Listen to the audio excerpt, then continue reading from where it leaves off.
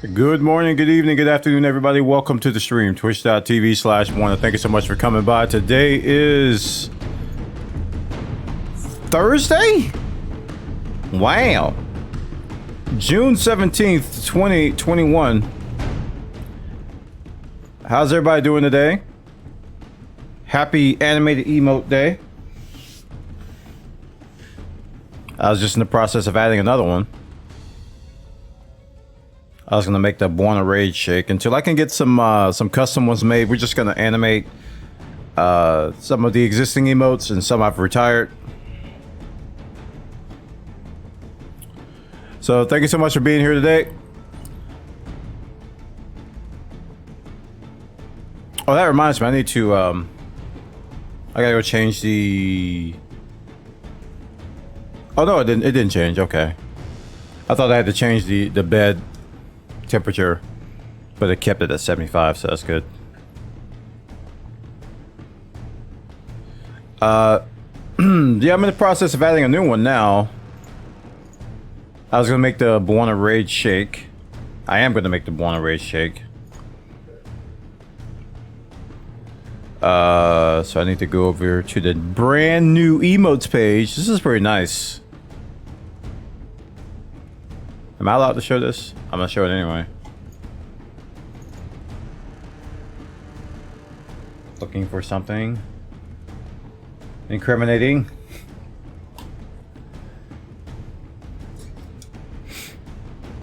I had a feeling the chat overlay is not going to show the animations. They probably got to update it. But yeah, I'm going to add, let's see, I got one more open slot. Use existing emote. And, where is it?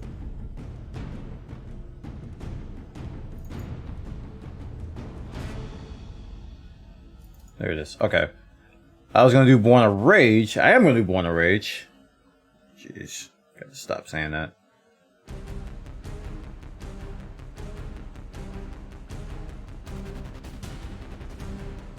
Where is Born of Rage? I passed it? There it is. So we're going to make Born of Rage shake. And so if you don't have any custom emotes, Twitch has a bunch of different presets.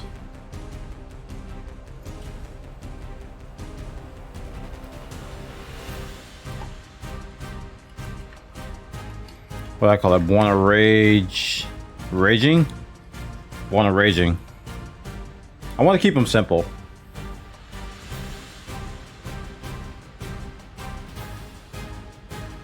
There we go. I wonder how long it's going to take for it to show up, though. If everything is right in the universe, it should show up right away, but it's not going to. Let me see. Nope. Gotta give it time to update.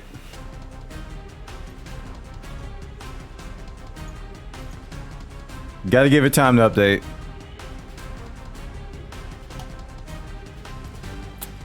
But welcome everybody to the stream. Thanks so much for being here. Today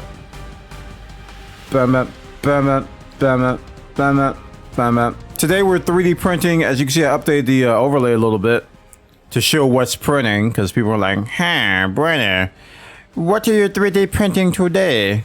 Except if I go to this screen, it doesn't have it. But if I'm on this screen, then I guess I don't know. But we're printing Captain America on the left. I have a feeling I'm gonna run out of filament on the on the MK3S Plus. There's not a whole lot of filament left, and I'm hoping that I have enough for this print. If not, then we'll just have to reprint it. I definitely have enough for the one on the right, which is the Iron Man on the mini. Definitely enough. It's almost a full spool on that one, but the filament, the gray that came with the MK3S, I've almost ran out. I'm following JR Blaze's advice. He's like, I just get a spool, I leave it on there until it's done, and getting out of the habit of changing spools every day. I think that's what contributed to my nozzles clogging so much, because I was changing filament like crazy. Like every day trying to show off new filament that people were sending me and that I was getting and stuff. And It was just, I think it was making my nozzle a little bit stressed. That was fast, thank you. I think it was making my nozzle a little bit stressed. Not nausea, nozzle. Stupid. Captioning. I've got my captioning up on my monitor now, so I can see what it's trying to do. And I think back to how I said it, and I'm like, okay, I can see how it interpreted that. Because sometimes I get a little bit lazy with my speaking. And I go nozzle. Instead of nozzle, I'll go nozzle. Nozzle. Nozzle. Nozzle. Nozzle. Nozzle. Nozzle.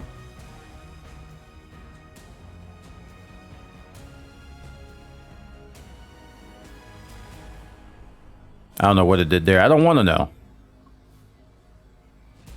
But in other news, we have completed our Relic for White Mage in Final Fantasy XIV. Completed, all done. Don't have to worry about that to the next tier. So we've got Warrior done, we've got White Mage done, and now we're working on the Machinist, which we're going to be doing today. We're 3 out of 6 on it, as I put in the title. Yeah. Also, in MMO news, World of Warcraft 9.1 finally got announced. The copium continues. They gave him another hit. The WoW fans got a hit of copium. I hope they'll be okay for another 8 months.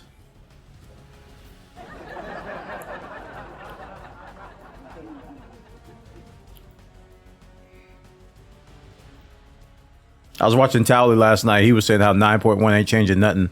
I'm like, crap. That's not good. He's like, it's literally not going to add anything. It's like going to be very little content. I'm like, wow. So you waited 8 months for that? But the copium, man. I need a copium emote. I know there's one from Better Twitch TV. Let me see. Manage. Better Twitch TV. No, I should go to Franker Faces. And do it there. FFZ.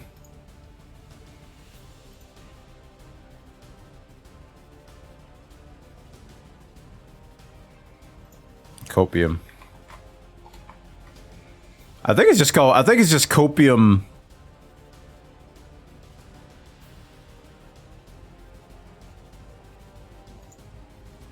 Public library. I think it's just copium all caps.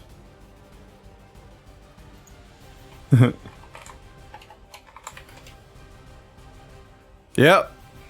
4,312 channels are using copium. We're gonna add that. Add selected to channel. Alright, copium hasn't been added via Franker Faces. They have is that a Diva copium? Oh, there's so many copium emotes. Oh my goodness. There are so many. They even got Dora the Explorer with a mask on talking about copium.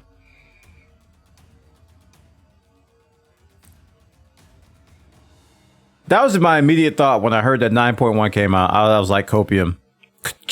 Take a hit. You're good for another 8 months. I'm doing good, man. I'm doing good. Good for another 8 months.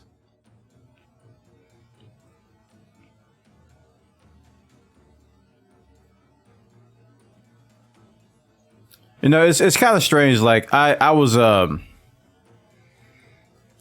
hoping that WoW gives their act together, but at the same time, I feel like they need to be taught a lesson. I really do. I'm not talking about like they need to go under and the company needs to die. I think they need to see that they're vulnerable. I don't think they believe that they're actually vulnerable. I think they need to be taught a lesson, man. Even their fans don't think they're vulnerable. Read a bunch in here the other day saying everything's fine. Everything's blown out of proportion.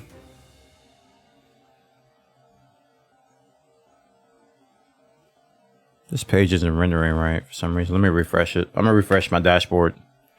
It's like the top part's cut off. It's still doing it.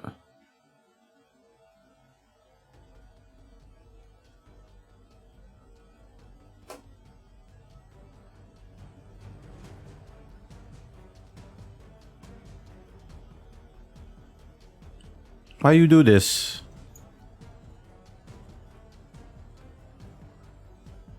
Like the Twitch CSS is broken for some reason. Like the top half of my dashboard is like cut off. And those are important things I need to see. Like the pre-roll timers and how long I've been streaming. And it literally just started doing it. Let me see if I move. It's this dynamic crap that they got going on, probably.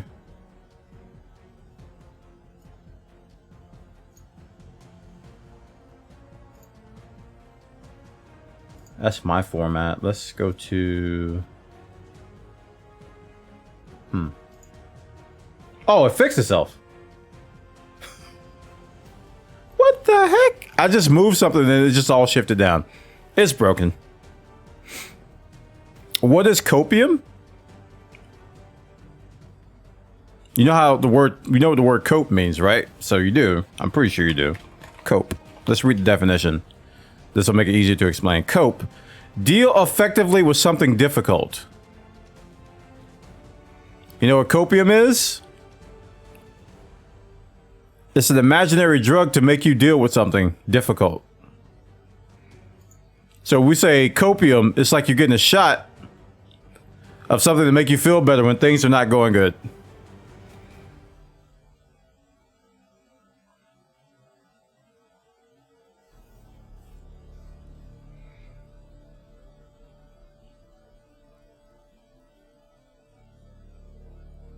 In other words, it's something to help you cope, aka copium. And it's a very funny reference to gamers, because a lot of times gamers are like trying to defend something that's terrible, like Elite Dangerous, and they'll say, "Oh, everything's fine. They'll fix it in 6 months."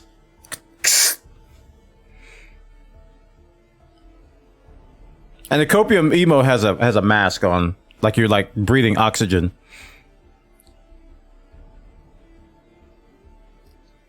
So that's why it really applies to gaming. It's like we really want things to succeed, so we take a hit of the copium to make the deal. Everything's fine.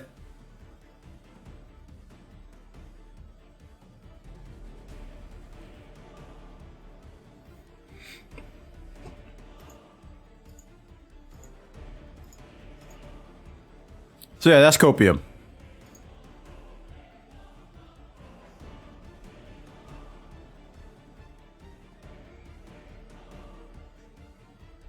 That is copium.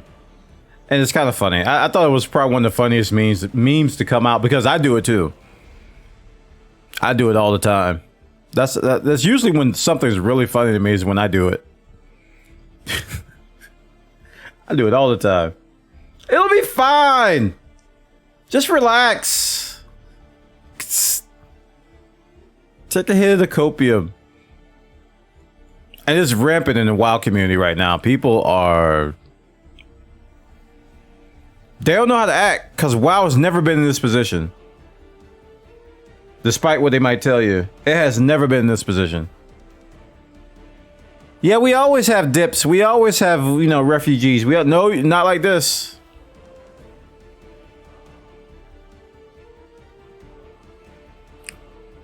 It's never been in this position. I'm not saying they're not going to rebound. I'm just saying this is a new one. This is a new one. And I'm not. It's like I don't think it's got nothing to do with Final Fantasy. I think it's just the game. I think it's just WoW itself. Just it's in a horrible state. And I was in shock. I didn't think it was that bad. I really didn't think it was that bad. All right, we're gonna go to React Andy for a little bit because people are still coming in. There's a video I linked to Discord, which I kind of want to talk on. That's what the Twitter's people call it these days, React Andy. That's when you play a video and you react to it. People make millions of dollars on YouTube doing this. So I figure why not jump in and this is Hey Buns, so with Endwalker. This is Zepla. And I actually caught this via Asmodon. Asmon Gold. And I caught it on his stream and I was like, let me watch this video. And it's talking about why it's the best time now to start Final Fantasy XIV. Since that's what we're going to be playing today. I think this is a good time to start with this. And she makes some great points I'm going to add on and talk about what I think. I think it's overdue for me to make one of these because I think I'm highly qualified to make one. I'll make a bunch of them because I know a lot about Final Fantasy. I don't know a lot about WoW. I know bits and pieces. Reacting, you mean that all that Twitter does? Yeah, I know, right? WoW doesn't have that wow factor. Chat, we got animated emotes. Did you see them? Even Lahi is glowing. Lahi? Where you at? Where you at? Where you at? There it is. And we got the spin. We got the... Oh, the raging is up. The raging just popped up on mine after I refresh. So I made raging on top of Nani? Omae wa mou shirendu. Sup. I pulled Sup out of retirement. We used to have that emote, but nobody used it. So I was like, all right, I'll pull that out of retirement and I'll make it slide out like you're coming in like, Sup. I think the only thing with these is that you can't use them globally, right? I think the animated emotes are only for in this channel, if I'm not mistaken. I could be wrong about that. I could be wrong about that.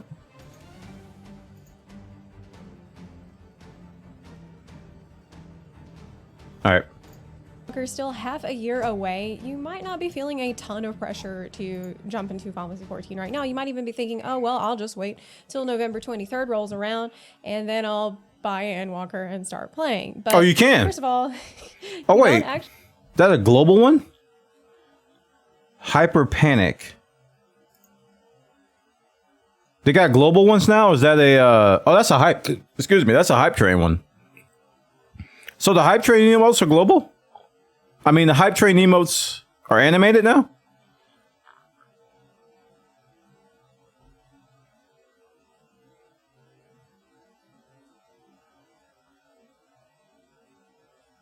That's a sub emote. Why does it say global when I hover over it?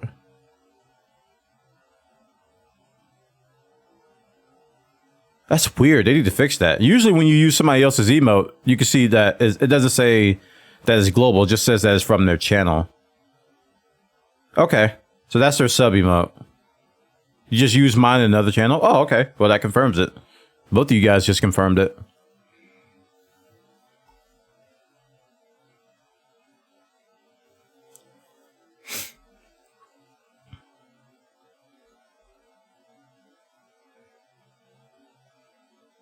Yeah, they're slowly rolling out this this whole library feature, and I think they're slow rolling out the animated things first to partners and then to affiliates.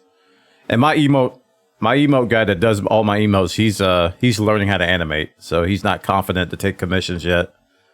So, yeah. Actually, you have to pay for anything to start playing Final Fantasy XIV because Final Fantasy XIV has a free trial that goes up to level 60 and includes the first expansion, Heaven's Word. So you can milk several hundred hours out of that just on its own. There's not necessarily anything wrong with waiting till November 23rd to buy Endwalker, because if you pre-order it now and you don't have the expansions already... this is important. This is important general knowledge. If you pre-order Endwalker, which includes Shadowbringers, You won't be able to access Stormblood or Shadowbringers content until Endwalker releases. That's very important. So if you pre-order Endwalker and you don't have Shadowbringers, and you're like, oh, Endwalker includes Shadowbringers, I'm good. You can't play Shadowbringers until Endwalker comes out. It's really stupid. I don't know why they do it. I don't get it. But it's a very stupid thing that Square Enix is doing. But if you do that, it happened last time with Shadowbringers. A lot of people, they couldn't play Stormblood because they bought like they pre-ordered Endwalker, which included Stormblood at the time. I mean, they pre-ordered Shadowbringers, which included Stormblood, and they couldn't play Stormblood until Shadowbringers came out. Yes. So you really should get the complete edition if you want to play today. Don't pre-order Endwalker. Don't do it. If you want to play today, you want to play everything until leading up to Endwalker, you should get the complete edition. That's why I keep telling people, get the complete edition, get the complete edition, get the complete edition. Bundled together. So if you want to play the expansions now, you need to buy Shadowbringers now. That includes Stormblood and then Endwalker when it comes out, or pre-order Endwalker. But like I said, the free trial includes Heaven's Word, and you can get a lot of mileage out of that without paying anything at all. Financial Oh, you're printing a huge Hulk? Cool. We're printing, I do have it in the title, but we're printing Iron Man.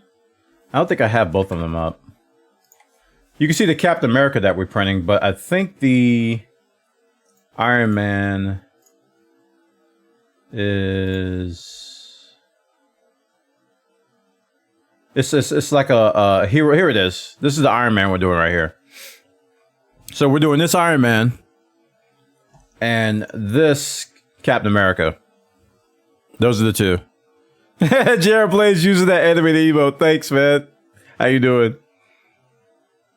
So I don't know if I'm going to have enough filament for Captain America, though. I hope. Because the gray is like almost gone. So we're going to hope it's enough. If it's not, we'll just reprint. Yeah, I'm a fan of this artist on My Mini Factory. She does support-free remixes. So while my finger is healing, because I kind of injured it, taking off supports, I've been doing support-free prints, and she's got a ton of them.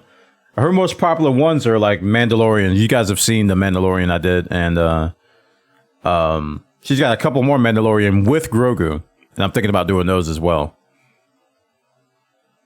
Animate this guy saluting. I know, right? That's what I want to do, man. But I gotta get with Maury to do that. He's learning. He's learning. He's doing pretty good.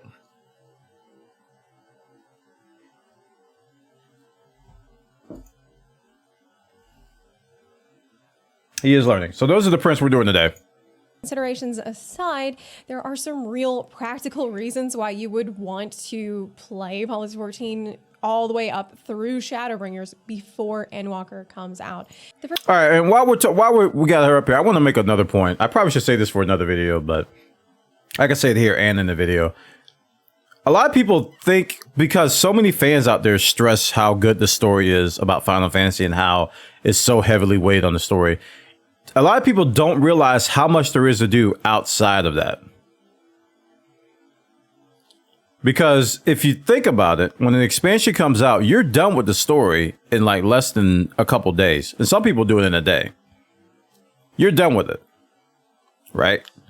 And all the other months you're playing, you're not doing the story. You're doing all the other crap you got to do. So I think this video kind of touches on that, but I think that should be that should be a point that we should be stressing to people, is that the story is not that big a deal in terms of just all the content you get. The story is good. Don't get me wrong. I think the story is great. But once you complete the story, people act like there's nothing to do. This game is crazy. It's got so much crap. The reason is because leveling to 80 and getting through all of the story on your first character can take easily 200 or 300 hours of playtime. That's total. That's if you start from scratch. Now, that might sound overwhelming at first, but please understand that these are 200 hours that are meant to be enjoyed and relished, and that you get to do only once. It's really enjoyable. Like, I wish I could go back. You only do it all once again for the first time, but I mean, unless you start out really enjoy like it, what I'm doing in Zodiac. It's designed to be played, which is as a Final Fantasy game. You know, smelling the roses along the way. Yeah, it's going to take. And yeah, if you, like I said, if you skip the cutscenes, you're doing it in a day or two. Exactly. You could do it a lot faster if you skip the cutscenes, which I have no problem with people skipping cutscenes. There's a lot of fans out there. Listen, don't let the rabid, like, hyper fans think that all Final Fantasy fans are like that, because I have no problem with people skipping cutscenes. I have no problem with people boosting, actually. If they want to boost, go ahead and boost. You just got to deal with all the crap you don't know. And don't come to me complaining when you do. But skipping, like, I skip cutscenes. A lot of times I skip cutscenes that aren't voiced. And even if you go to my YouTube channel, you'll see that I have a bunch of Final Fantasy videos, which I'm going to be working on this week, of all the voiced cutscenes, because I think those are the most important. And you can glean the entire story just from the voice cutscenes. You'll miss some minor little side details and some other points if you don't do that. But just like when I do the expansions, I skip all the non-voice stuff. If it ain't voiced, I don't do it. And I think I'm fine. And if people want to skip that stuff and then come back to it later, there's nothing wrong with that. And I think a lot of people get defensive when people say the story, they skip the story, because they take that as an insult. Saying that, wow, this story is so good and you're going to skip it? How dare you? You don't pay my subscription. Maybe 300 hours. I remember, well, I don't know if it's really comparable, but I started in Heaven's Ward and I was playing fairly casually. And it took me maybe 2 or 3 months to get to max level. And that's just on your first job. Now, alt jobs, the second... That sounds about right. 2 to 3 months for a normal person sounds about right. To start from scratch and finish all the content that's available in terms of the main story quest. That sounds about right. Second, third, fourth jobs. Like you play like an hour, maybe like 5 to 6 hours a week, 8 hours a week or something like that. That's really casual. I think that sounds about right. Jobs that you decide to level, those are not going to take as long because you've already got through all the story. It might take, 30, 40 hours. That's just like a random guess for alt jobs. There are a lot of systems in place to help speed up the alt job leveling process. And that's something to keep in mind too. You don't know how many other jobs you might level before you find the one that you decide to main, because the odds that you are going to actually stick with that first job that you played to max level, like that's going to be your main for and longer. I mean, it's kind of unlikely. It's kind of like deciding to marry the first girl you date. Like it could happen, and it's really lucky for you if that. That's a good point as well. The first job I started with was Arcanist, and I was convinced I wanted to play a pet class because I was going through that phase where I was like in like pet classes, engineering classes, and deployable classes in like shooters I played. And she makes a great point that, you know, that first class you pick most likely won't be your main. Even though there's some people out there, Asmon, who says, I'm just going to play Dark Knight. I just want the big sword. That's okay. But there's a likely chance that I think he would enjoy something else, even though he thinks that he's only going to play Dark Knight. That happened, but I'll get a link. This is again, this is Zepla. I hadn't heard of her until yesterday.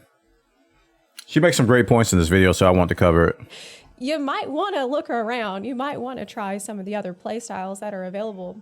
Having alt jobs leveled is a really good idea in general, especially going into a new expansion where there's going to be a lot of new content that everybody wants to get into. If you can play more than one role, if you play a healer and a tank and a DPS, that's going to massively expand the number of groups you will be able to actually get into and party fight.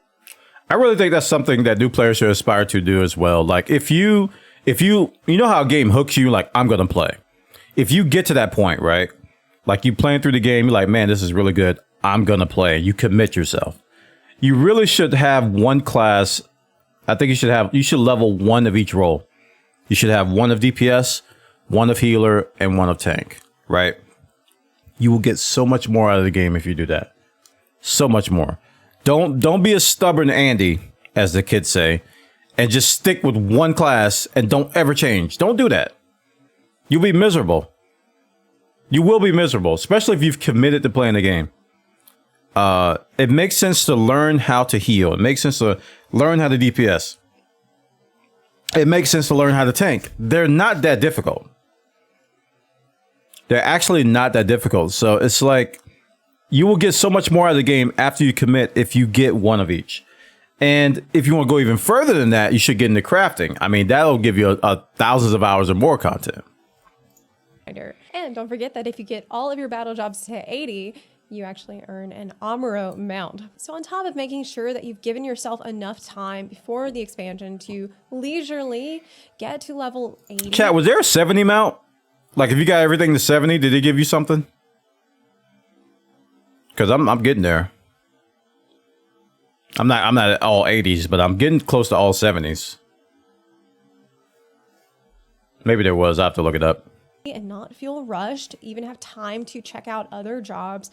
You might also want to get your relic weapon for Shadowbringers before Endwalker comes out. Ooh, she preaching, because that's what I'm doing, chat. That's what I'm doing. I'm on my third one. I did my warrior. I just finished my white mage relic weapon. And now I'm doing my machinist today. We're going to be doing that today.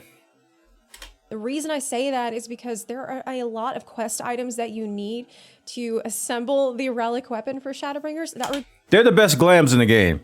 Some of them are kind of ugly, though, I'll admit. But the relic weapons are some of the best glams in the game. You get shiny, glistening weapons. Require a giant group of people all working together. Right now, everyone is doing that. It's like the thing that everybody in game is doing. And after Endwalker comes out, people are not going to be doing it as much at all. And it may become more difficult to find groups for some of the raids that you need to get.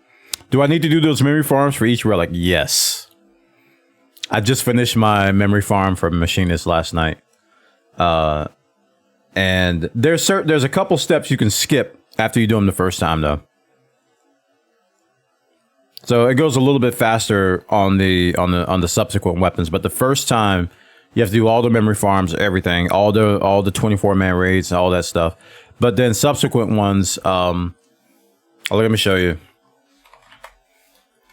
I think Console Games Wiki has a great resistance weapons article, and it lists all the steps here. And they have them listed as... Make sure I click the right one. It says first one-time grind. So the haunted memory of the dying that you do from Fates in Gear Albania, and the vexatious memories of the dying in the Far East region, you only have to do that once. And then there's another one. There's another second one-time grind where you have to do the spare parts. And those are with the Alexander raids and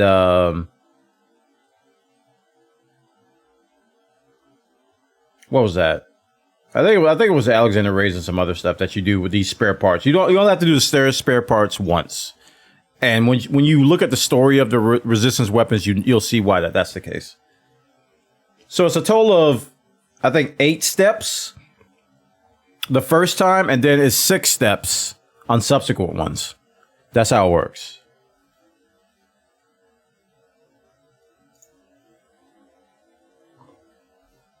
You need a Buona how-to guide for Final Fantasy? That's a huge undertaking. I can give you some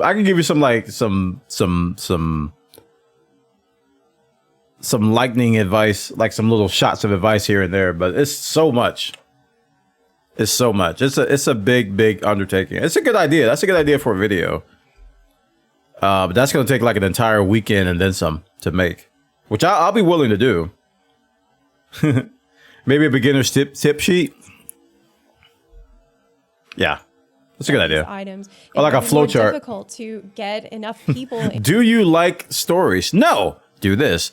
Do you like this? No. Do this. Do you like this? Yes. Do a little flowchart. Into the Bajan Southern Front, or Zadnor for all the critical engagements, all the skirmishes that require so many people working together to get these relic weapon quest items. So yeah, it might end up being a situation sort of like how Eureka is now, where yes, there are certainly some people. Oh, I just saw the comment. Thank you, Southern Slayer.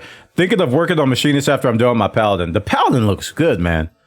I might do my Paladin after I do my Gunbreaker, because I got Gunbreaker on the list of what to do after Machinist, because I saw the Gunbreaker one. I was like, ooh, and I actually really like Gunbreaker too. Still do Eureka to get items for the Stormblood relic, but it is nothing near what it was like in Stormblood, and it's definitely much harder now than it was in Stormblood. So I fear the same thing may happen for the Shadowbringers relic. That situation may be somewhat helped by the the overlay doesn't support the animations yet. I'm hoping that they update it soon. Different data centers can all come together and all work. They probably will by tomorrow or that something, might, because they just came out today. Allow you to connect with more people wanting to do that content that is no longer as popular as it was, but it's definitely something to keep in mind. Like, I think that I would not want to wait till after Endwalker to get my Shadowbringers relic weapon. Now, That's a very good point. Oh wow, what a pause.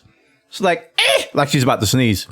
That's a great point. This is what's motivating me, because everybody, when I talk about everybody that does like in-game stuff, and if they're not doing Savage Raids or Party Finder ultimates and stuff, they're farming relics. And it's so easy now to find groups for Delubrum, for Zadnor, for I forgot the level 70 raid or level 70 dungeon that you need to grind, for Anti-Tower, for Circus Tower. The Fate areas generally have at least a few people. Like, I'm in there like 3-4 in the morning sometimes, and there's still people out there doing Fates. So all the steps you need to do, the Alexander raids for the first time, the 24 mans, all the other 24 mans you have to do for the first time. All of those queues are popping less than 5 minutes. Unless it's like 5 a.m. or something your time. They're popping. Everybody's doing it. This is the time to do the relic quest. Because if you do it later, like she says, when Endwalker comes around, ain't nobody going to be doing it. Because everybody's going to be doing Endwalker content. It's pretty much going to dry up until everybody like gets to a point where they finish the Endwalker content. It might take a while, because some people are going to be level up their crafters too, doing all their crafting and stuff, and all the other side content they're going to be adding, and all the other glams that are out there and farm. There's going to be months and months of content that people are going to be getting to before I think a lot of people are going to be comfortable with going back to the relics. So if you have a favorite class that you want to get a relic on, you need to start on it. Like now, people are doing it. Now, why would you want the Shadowbringers relic weapon? It pretty much is just for glamour. I mean, after Shadowbringers, it is not going to be relevant anymore, but they look really nice. And that's the one I just got. You know what? I actually kind of prefer the fire one over this one, even though I like the twisty lights and the butterflies at the end. But the fire one, the fire staff that was the step before this one, I think actually looks kind of better. And the good news is that I think I can go in for a small amount of gil. I can go purchase like a copy of it and use it as glam. But this one, it looks really nice. If I didn't see the fire one, I would like this one. This one, it's got the butterflies flapping and everything. It looks really nice. Anymore, but they look really nice. There it is. That's the first one I got right there. What? That what I'm talking about. I was so happy with that. I was like, oh, what an axe. And my axe. What an axe. Let me ask you something. And I mean, now's Look at that, dude. I want that one too. Sheesh. Time it's going to be the Okay. Yoshi P, we need to talk. We need to talk, Yoshi P. The other ones, you know, they were pretty good. They were great to very great to awesome. And then we have this abomination, which looks like a middle school fever dream.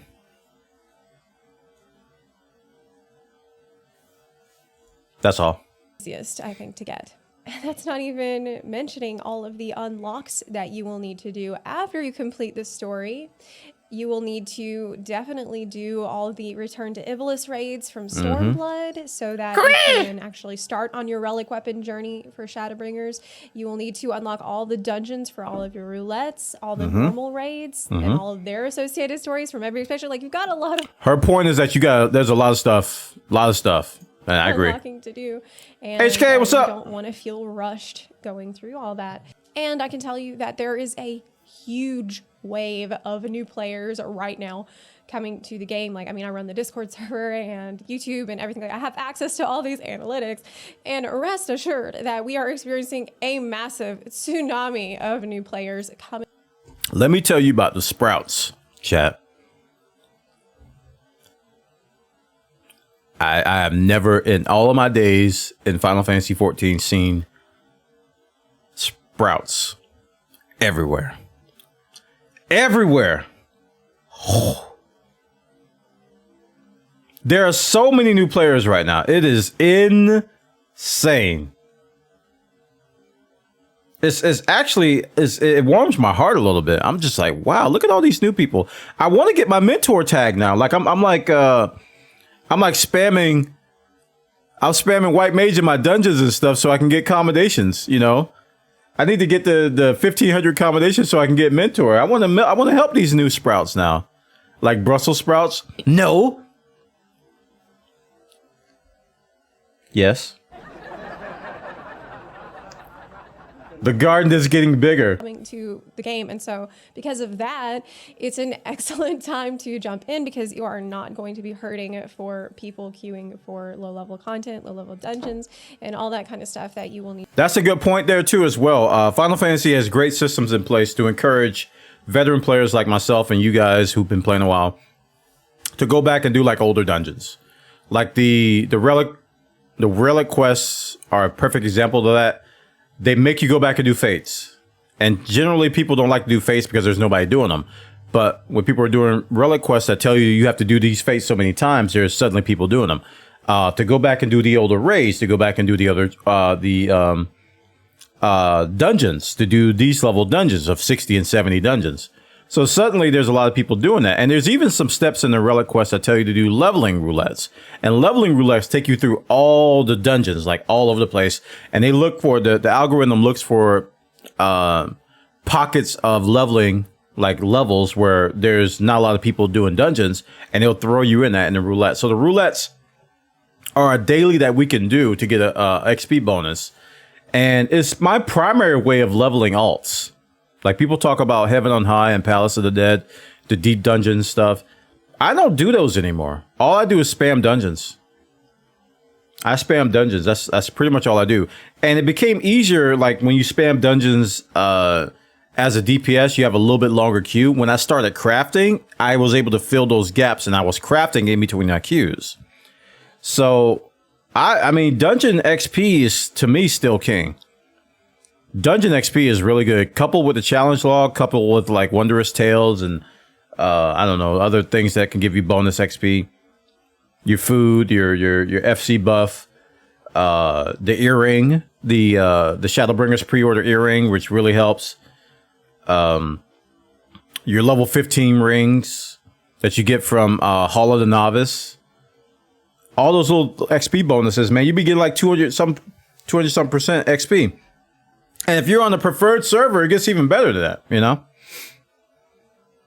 Food gives XP if only that worked in real life. I know, right? Eat a piece of chicken, all of a sudden you're more efficient, you know? You can do things faster. Need to do as you're moving through the story. Keep in mind also that the story that has been going on since 1.0, the Hydaelyn Zodiark story arc, will be coming to its conclusion with the 6.0 patch, and from 6.1 and onward, it will be a whole new story arc that's going to last us for years and years to come. So like, this is an I don't think I'm ever going to forget this, man. Dalamud was like the bestest thing ever done in video games ever, man. That whole... I always tell myself I wish I was there for that, to just watch Dalamud turn from a little red speck in the sky to this giant moon. And then on the very last day of 1.0, boom, this cutscene hits and freaking Bahamut comes out and burns the whole world. Incredible time to not only catch up on all the... Can you imagine if that was like a movie? Like an anime, like Sword Art Online, like an anime, the Final Fantasy art online. It is the last days. Dalamu approaches. That's going to lead up to this like epic big finale in 6.0, but you'll also get to be there for the very beginning of the new story arc that will lead us onward for many, many years to come. A big reason why you might want to, have your character fully ready, fully prepared when Endwalker comes is because it will allow you to be a part of that fresh expansion hype. I cannot stress how important that is. There is no other feeling in video games than being in day one of a new MMO expansion. And I'm going to even qualify it even further. To be in a new MMO expansion where you don't know what's coming. Because in WoW, they always know what's coming. They have these PTR servers and test servers where they go through all the content before it even comes out. So it's pretty much all spoiled. So I don't understand how people get hyped over a WoW release. It's like you already know what's coming. With Endwalker, with Shadowbringers, with all these things, you have no idea where the story's going. You just know what classes are there. You have very vague notions of what's in there. And if Frontier can take a note from Final Fantasy, they would be much more successful because Frontier tries to keep that kind of secretive thing with Elite Dangerous.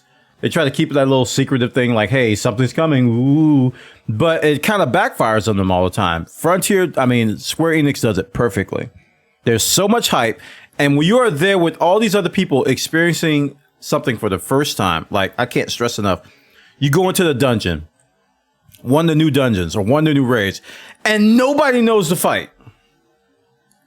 Literally nobody knows it. You might have one in person here like, oh yeah, we wiped on this last time. Literally nobody knows the fight. So you all learn it's a really special magical thing that you don't get anywhere else in gaming. Trust me, when you got hundreds and hundreds and hundreds of thousands of people experiencing something together, and I can't stress together, that together too much, some other word. When you got hundreds of thousands of people experiencing all that stuff together is something special, man. I can't really describe it. That's why people are, when they get it for the first time and they've experienced that, that's why you see people clamoring, I got to get ready for Endwalker. I got to be ready day one. I got to get all the prerequisites done because, oh man, that day one feeling is amazing. It is absolutely amazing. I still remember Shadowbringers. I still remember Stormblood. I wasn't there for Heavensward day one. I was taking a break from the game at the time. I wasn't there for Heavensward. But Stormblood and Shadowbringers, I was there. And it was incredible. Now, Realm Reborn launch was horrible. We won't talk about that. That was one of the worst launches in history, but yeah, we won't talk about that one. But I was there for Stormblood and I was there for Shadowbringers, and they were amazing. That is really fun. It's really a magical time in our community because we don't have a PTR, we don't have the public test realm or the beta testing where everybody knows what's going to be in the new expansion. No one knows what's going to be in the expansion. No one knows what's going to be in the story. And so because of that, we all get to experience it together, and it is something really, really special. And it's something that, that's why people get addicted, you'll still be a part of it if you're not at max level at the time that Endwalker comes out, but you will not have to worry about getting spoiled if you're able to go through the story at the same time as everyone. Oh, and if you're thinking about playing the new job Reaper or the new job Sage, both those new jobs coming in Endwalker, then you might want to, for Sage, try out Scholar, see what a shield healer is like, because we know Sage will be a shield healer. For Reaper, you might want to play Dragoon a bit because we know it will be a maiming job. At the very least, you'll be able to collect some maiming glamour, some maiming gear that a Reaper could use. This game also has a lot of seasonal events upcoming soon, like the Moonfire Fair. It's happening in August.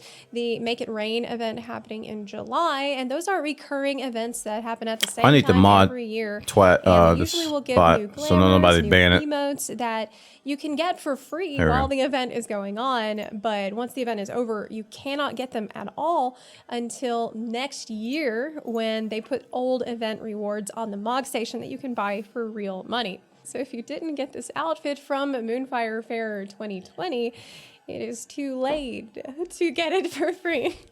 We are also expecting the much anticipated return of the FF15 crossover event, which will let you get a 4-seater car. The car! The last time we saw this event was 2 or 3 years you want ago, the car. and who knows? Come back for the car. I mean, you probably want to get it while you can in September. Because I was cracking up and asked while watching that. He was like, it's freaking Batman. A guarantee that it will return. Probably around September 2, they will show us the job actions trailer for Endwalker, where we will get a sneak peek at all the different new abilities, the different jobs. I can't wait for that video. Some information about how different jobs will work. That's when the hype levels reach peak. Dude, when Shadowbringers came out with his job actions, I was watching that video every single day. It was so much hype that I was like shivering. Oh. What job you want to main. If you just feel like waiting it out a little longer, that's perfectly fine. So are you a new player? Are you still in the free trial? Are you considering whether or not to buy Endwalker now or buy Shadowbringers right now? Or are you a max level player and you're already good to go? You're all ready for Endwalker. You have your main job chosen, and at max level, you are like fully decked out with gear. You got your Relic, and all you're doing is just waiting, chilling till Endwalker comes out. Let me know in the comment section and down below. And if you like this video, please consider supporting the channel on Patreon or on Twitch.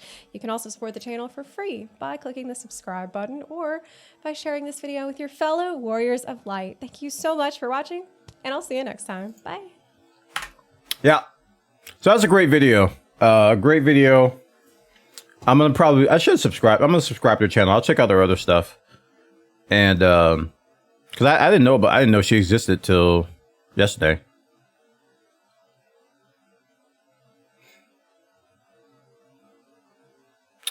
But we're gonna be doing that. It's pretty awesome, man, to see all these new players. Like I'm gonna go to some of the starter cities and just look around and just count sprouts. We're gonna do that now. And I was thinking about like doing, if I was like super rich, I'd be doing like some other players are doing. They've been like going to the new spots. They've been like helping new players. They've been dropping them like Gil, so they can like teleport and stuff. Let me get my 2-factor here. But I'm like running low on cash. So I'm max hedging. The game's loading. I'm running low on cash, so your boy needs to chill on the donations, like for real.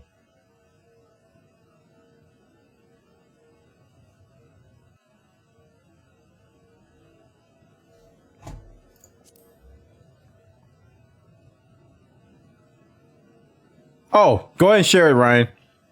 It's probably gonna be a language warning because it's Asmon. Oh wait, I didn't even know that was. Wow. My 600 years of playing this game, I had no idea that giant sun star was back there. All right, let me watch this. All right, language warning incoming. It's a family-friendly stream. Children, cover your ears. I tried to download Final Fantasy today before we started Allcraft, and it is so. Wait a minute. He's surprised. Asma, look at his face. I tried to download Final Fantasy today before we started Allcraft. That is a Pikachu surprise face right there, chat. And I look at that one. Oh wait, I gotta screenshot this. That's a screenshot right there. And it is so confusing to actually just get the game. I spent $180 and I still can't log into the game, and I haven't. Listen, Mog Station, I'm with you. We there. Downloaded anything, and I think I bought the wrong stuff. He bought the wrong stuff. Mog Station, we're there. You spent $180 to just play the game? Okay, I spent $100. Or what did he say? Okay, I spent $100. Free. Wait, really? Was that English? It's free. Oh, I thought it was free. Wait, really? It's free. It's free to play. Like, how did that happen? How did he not know that all these people run around saying, have you heard of the critically acclaimed Final Fantasy XIV, which you can play for free up to level 63 Heaven's Sword? How did he not hear that? So I bought something called like Darkness in the Shadows or something, and then I bought Collector's Edition, and then I bought the complete version collector's edition. Tell me you got too much money without telling me you have too much money. And then I bought another one, and then every time I got the code, I tried to put it into like the Mogul dashboard, and it says that Mog Station, an abomination. Clearly the worst thing about the entire game. it's an invalid code. And then it says if you No, Lalafels, and then Mog Station. click the thing to get the code, that you can't get a refund. So I spent I'm kidding. I like the little potatoes. I played a potato in Final Fantasy XI. $180 and I can't get the game to download. Oh god. Okay. All right. Well, that means the game sucks, obviously. I tried to download Final Fantasy.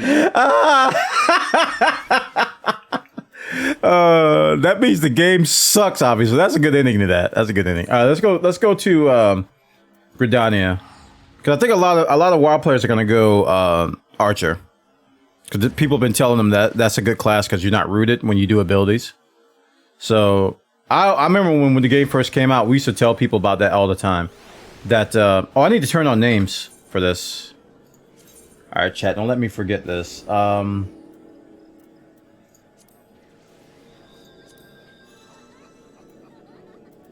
Display name settings. Others. Other player characters. Display name settings. Always. Okay.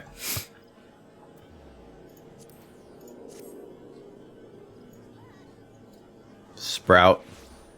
Sprout. Sprout. Sprout. AFK. A lot of these AFKers might be sprouts as well. There's actually a lot less than yesterday.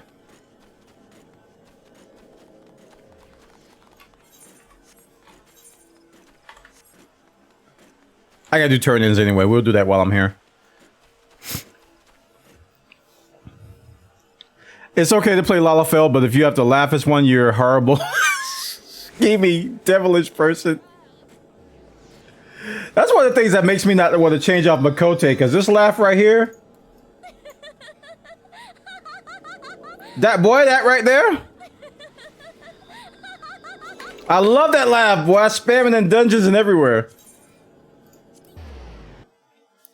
What's the bet that he has a Steam Mog Station account? Oh, chat. I saw this in another stream. And people don't know. They don't know. Don't buy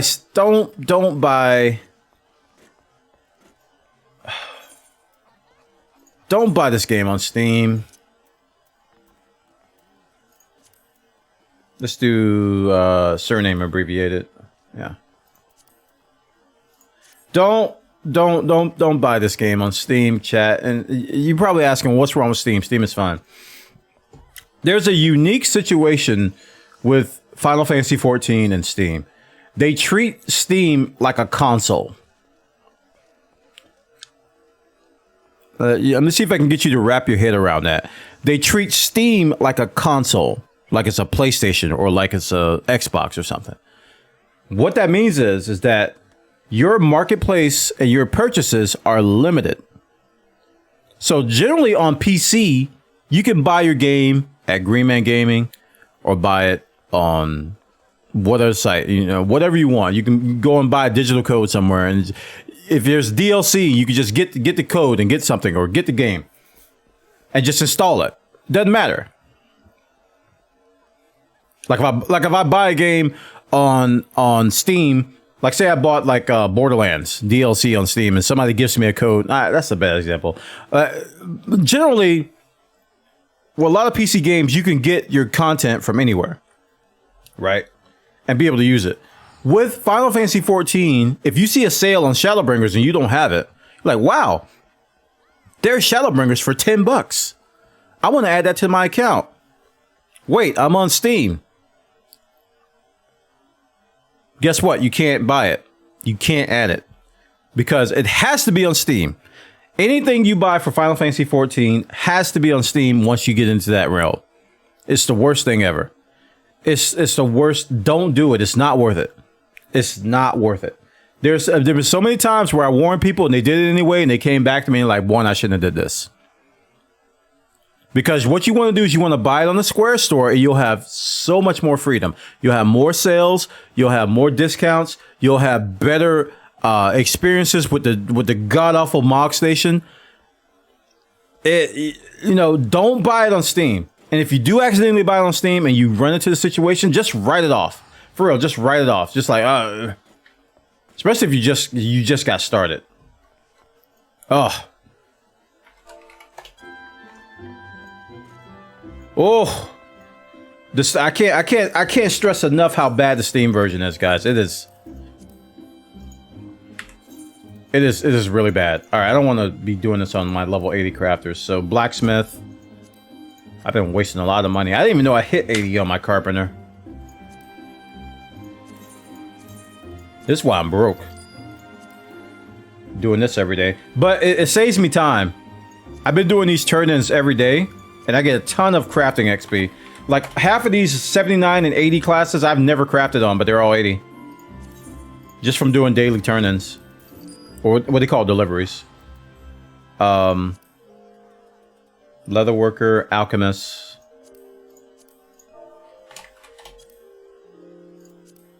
And they need 3 of these.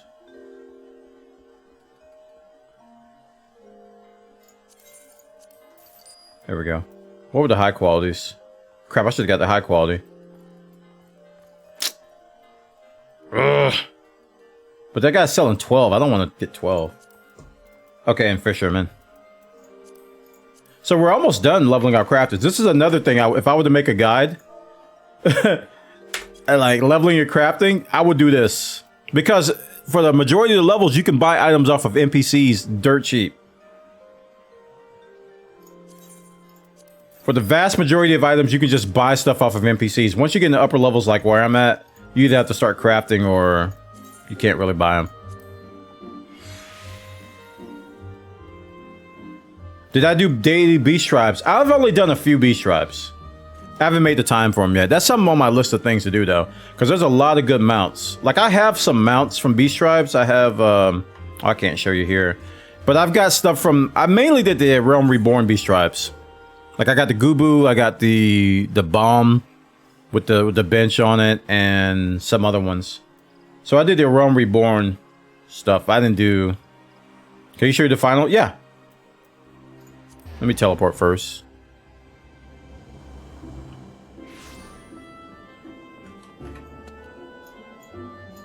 So it looks nice. It's got a blue vine around it with some lilies coming off of it.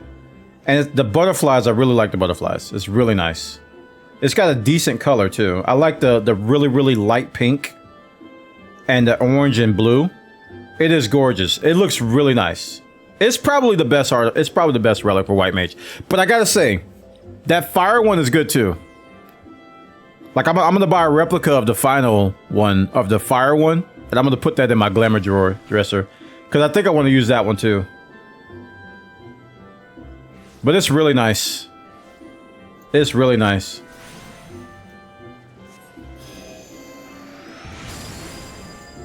Really nice.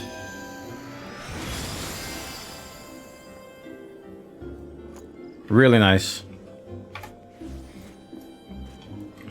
El Guapo! I saw you lurking at Towley's stream early this morning. I was watching them too. You said something that had me cracking up in there. I think he was like, he was on Mount Gold, and you were like, I'll just toss me up there, bro. Something like that. I was cracking up. I was like, look at Guapo making these jokes. Alright, let's do these turn-ins. Wait. Am I full on materia? Did I buy something with materia in it?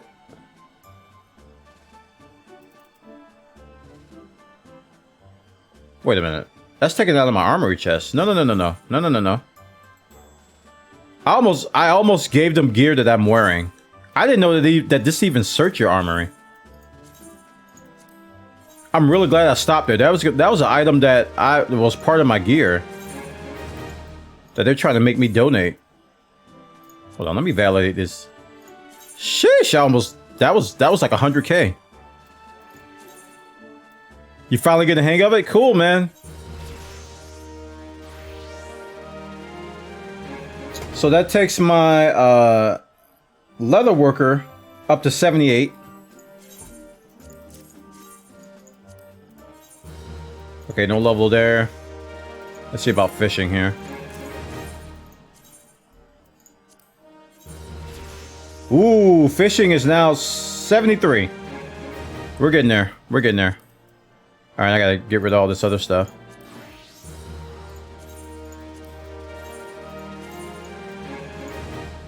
You can really get lost in the crafting. I know, man. That's what I've been telling people. They're like, people don't realize how much there is to do in this game. Like, crafting is its own rat hole in itself. You can, you don't need to do any combat in this game. You can just focus on crafting, and you'll be good for a very, very long time. All right, let me go take care of this this near automata gear. Make sure I do it right, because I don't want to lose some glams. Don't forget about the custom deliveries. Oh, that takes too much time.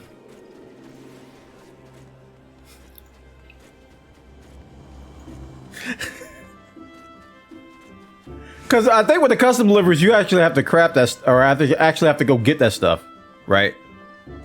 You make lots of gil from crafting. Sit down. Sit down, Ryan. Sit down. There's... Oh, you only did it for gathering, because I did it with the gathering, but not the crafting. I'm gonna have to look at that. Ryan, sit down. There's two types of rich people in Final Fantasy. Those that do treasure maps, and those that craft housing items. Listen. You craft housing items, top tier, you are filthy rich. You do treasure maps regularly, you are filthy rich. Because true endgame is decorating your house with all kinds of nonsense.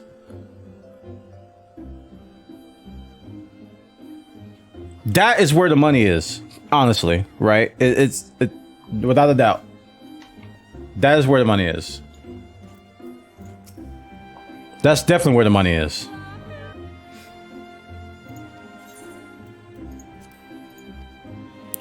I'm going to my glamour dresser and see if I already have these near items. I don't know if I do or not. I don't. It will give me a warning if I did. Awesome. Obsolete boots of craft casting. 520. Wait. Oh, these are the...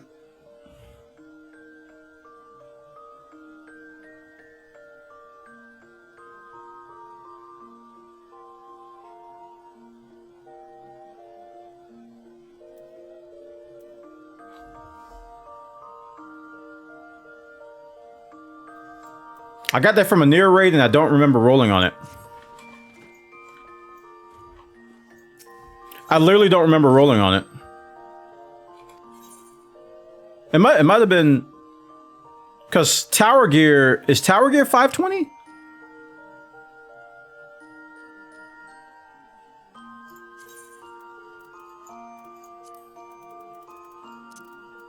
Just put that in here, safekeeping.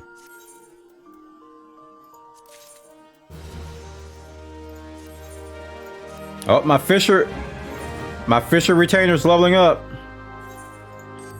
Level 4 now. Ooh, I got a box! What's in the box? Come on, give me some good dye. I want something that'll give me 300k, man. I need the monies.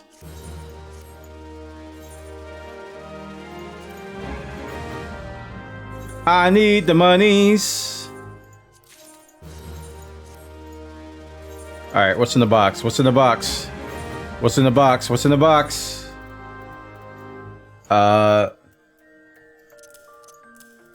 Okay, my gear's not sorted. I'll just sort it. There it is. Venture coffer. What's in the box? Metallic green. I don't think that's worth a lot. I don't think metallic green is worth a lot. Sadly. We're gonna check though.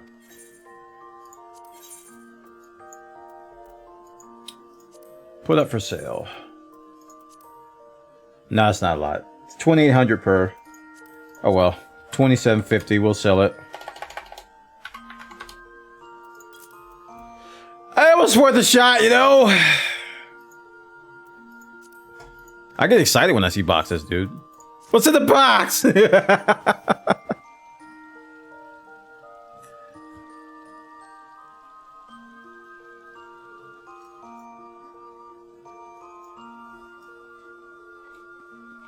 Okay.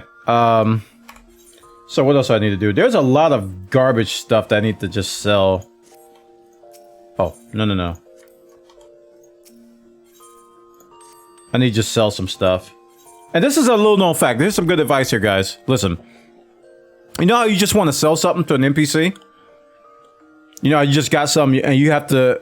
Traditionally, you go to an NPC like that sells stuff and then you just go to them, click on them like you're going to buy something and then you sell it. You don't have to do that. I learned this probably like my 3rd year playing the game and it made a huge difference. What you do is that you go to sell items on the inventory in the market, or you can just withdraw items. I think it works there. From your retainer. If there's something you just want to sell to NPC, you don't actually have to go to NPCs. You could tell your retainer to sell to NPC and it will sell it immediately. So say these 17 blocks of bear fat, which I don't want. And I'm pretty sure I just want to sell them to NPC. You right click on that and then say have retainer sell items. It's just like selling it to an NPC. It'll save you so much time. If you need to clean out your inventory, you just do this. Just sell them to NPC. Boom, boom, boom. Because this is a bunch of like fake crap that I got from doing Fate, so I don't want any of it. Some of it may fetch a decent price on the market, but I don't feel like looking it up. And that's a really, really quick way of cleaning out your inventory. Like for real. And you hear that cha-ching? That your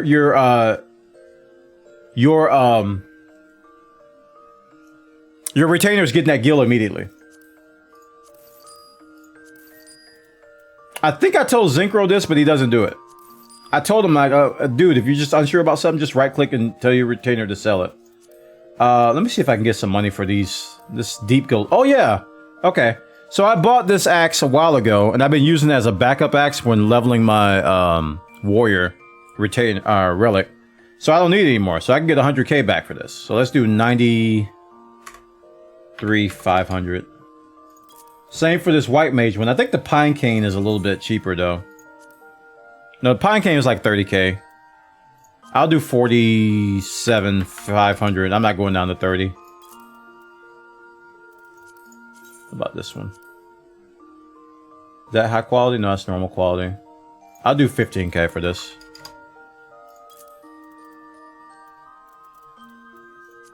D material generally sells okay. So we'll do 45.50 here. Whenever I desynthesize stuff, I usually do it for the crystals and D material. The other stuff I just sell.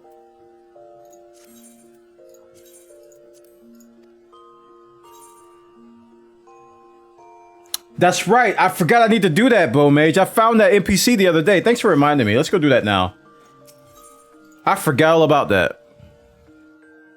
But one, I might need it 2 weeks from now. Listen, this game is not horde friendly. I'm not talking about horde from WoW. I'm talking about hoarding. Like hoarding stuff. It's not... It is not horde friendly. I'm gonna run around with my glowy. Make people jealous. You want this. You're a stupid marauder, but you want to be white mage now. Look at me. Look at me. Look at me. Look at me. Look at me. I'm so glorious. I am deliciously awesome.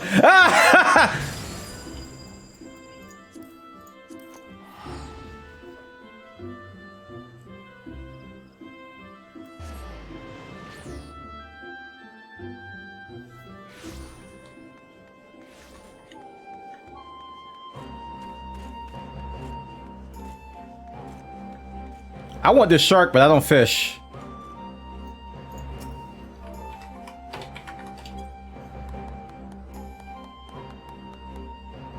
That's an awesome mount, chat. Look at this. You are literally riding a shark in the air. Show off. Listen, that is 99% of MMOs. 99.5, actually. You get stuff to show off and say, look what I got. You don't have it. Neener, neener. That's pretty, that's 99. That's glam. That's your housing. That's everything. You're showing off. Lore.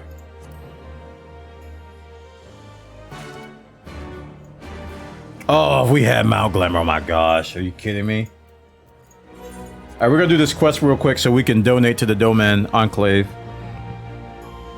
What's the 1% about? It's actually 0.5%.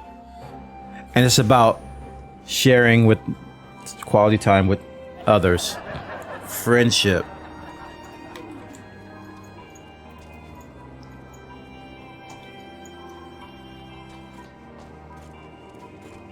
Is this guy? Yeah.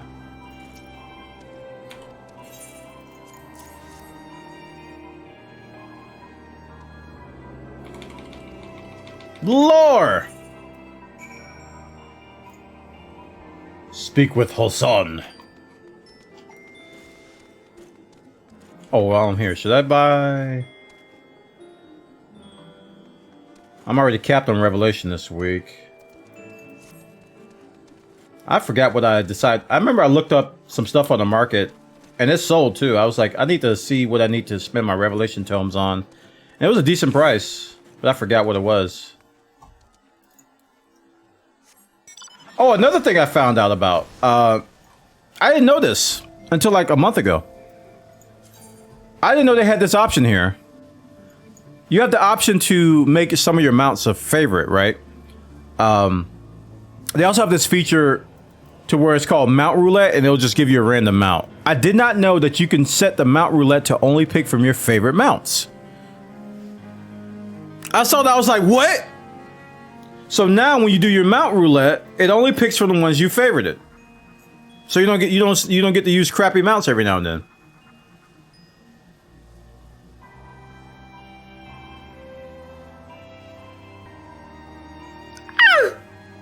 So I got my whale here, I got my cloud bike, I got the 2 Gabriels I have, I got the Butterfinger mount, and I got the bed mount.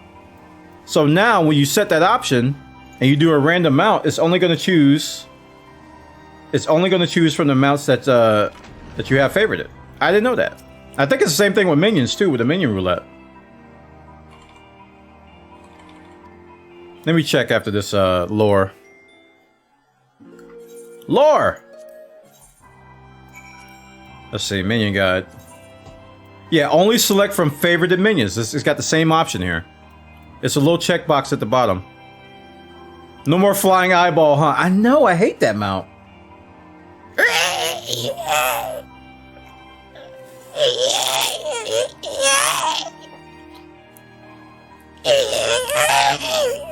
I hate that thing. It's so hideous. Who thought that was a good idea?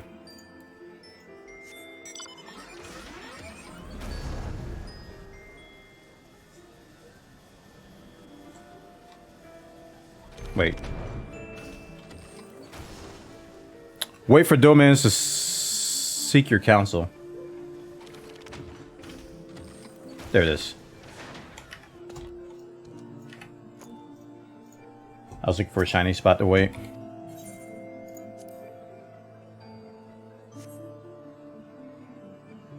I never ate so many Butterfingers till I got that. Listen, I bought a bunch of Butterfingers and I didn't even get it. I was so mad. I used DoorDash to get it, and they didn't take that receipt. So Blood Mist ended up getting it for me. He had a legit receipt and he got it for me. Thank you so much for the rainbow, Lahi. You're welcome, dude.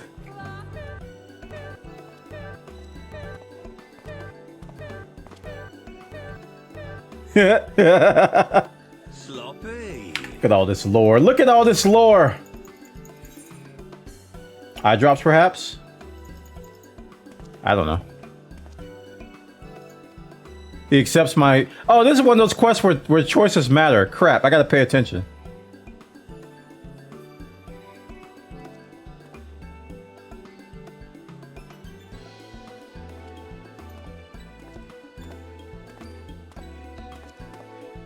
My friend, if you could spare a moment of your time. Have you heard of the critically acclaimed Final Fantasy XIV with a free trial up to level 60 with the award-winning expansion Heavensward? You haven't? Well, go sign up today. There's over 100 or 200 hours of content. And if you decide to level all jobs, you can go as much as you want and level them all up to 60. Did I do the Moogle post-delivery quest? I don't know. I don't think I have. What is that?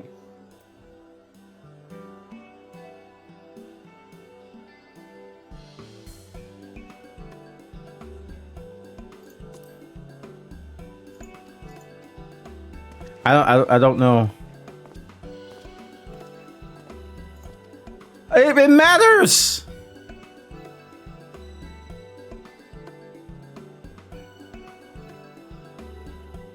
I told you, Chad, you gotta pay attention. Mouth is dry. Let me drink some water.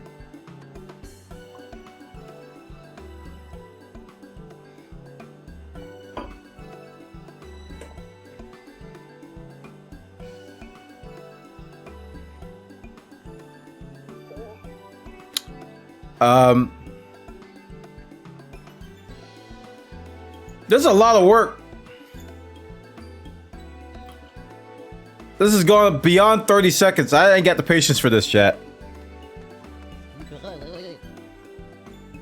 Have you seen a carbuncle roaming about? Over the corner, blah, blah, blah. It seems every day, blah, blah, blah. For the mercy, blah, blah, blah, I think. Oh man, was it? I don't know. Let's just go with Emerald. How silly of me. It wasn't. Of course it did, but that. Thanks for your help. Okay, I got it right. I think.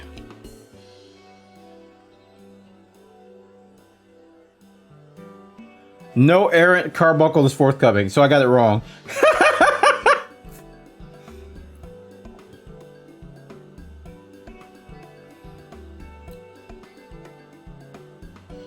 What a stupid time waster. I ain't got time for all this.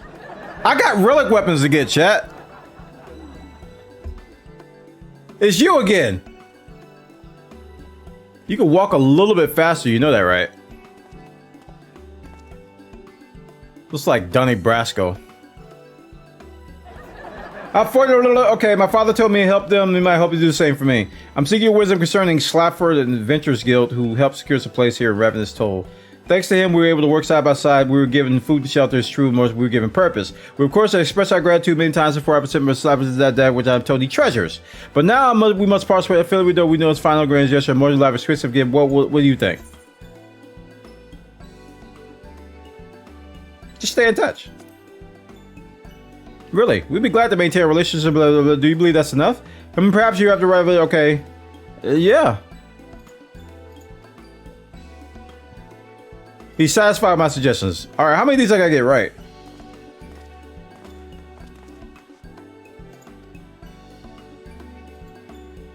Oh, now they're gonna tell me if I failed or not.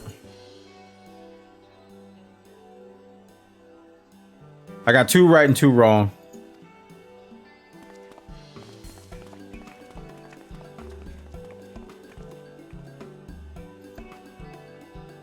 What is he looking at? Oh, that scary face. Donnie Brasco is scary.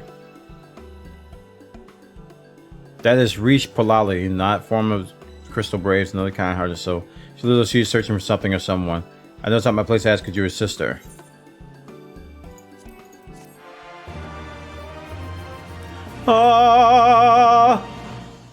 In order to undertake the subsequent quest, you must first complete Domin Adventures Guild quest, Short Arms of the Law. In order to undertake the side story quest beginning with Toll Booty. It's a quest chain? No! This will have to wait. No!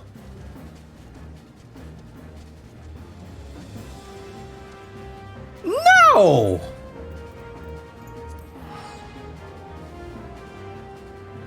I got time for a quest chain. No. That will have to wait till another day. Alright, let's go over to Baja.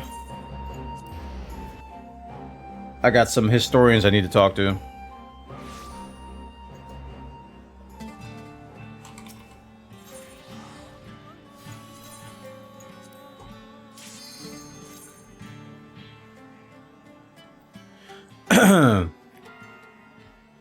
Yeah, I don't want to do a side quest right now. What's the White Mage Cane called again? It is called the Blade's Mercy. Get it? Heroes never die! That's not what it means, but I'd like to think it does. Where's the door? He's by the door. It's called Blade's Mercy. I want some lockboxes, sir.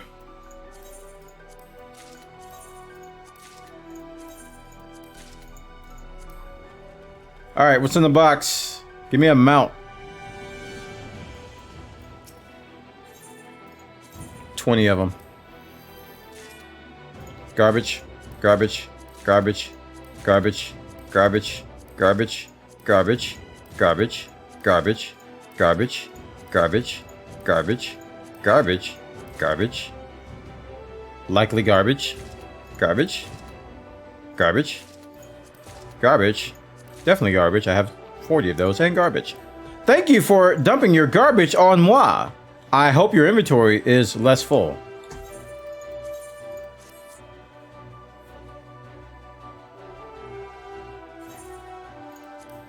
Terrible. Just terrible. Let me sort again. Alright. Put all my materia in the saddlebag.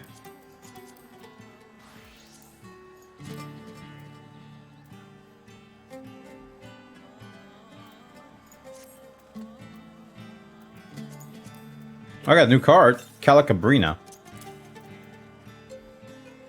What's that like?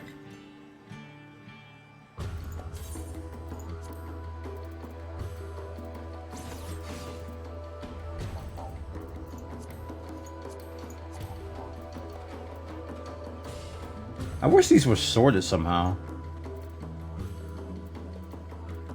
Like, I have no idea what number this card is.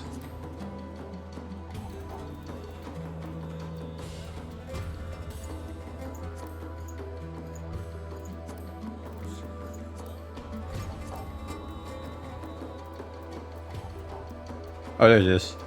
Oh, that's from Anti-Tower. It's a 3-star card. Let's make this a little bigger. Oh, by the way, chat, another thing you can do. Oops, I didn't mean to do that. Is you hit Control Home and it'll cycle window sizes. You can do that for any window you want. Any window. If you want to be bigger or smaller, you can just hit Control Home. Really quick way to spruce up your UI. So it's a creepy baby from my Anti-Tower.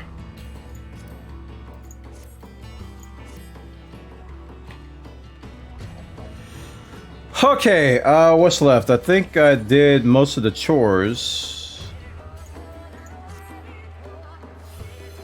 Custom deliveries you talked about. Let me look at that before I get started grinding. Since I'm over 70 pretty much everything, I'm gonna look at the 70 plus custom deliveries. I don't think that's in Yulemore. I think it's up here by the crystalline main. 'Cause I did gathering. I didn't do all the crafting stuff.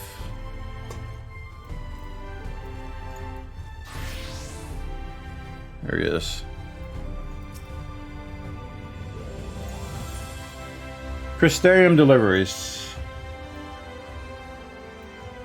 Edible antidotes.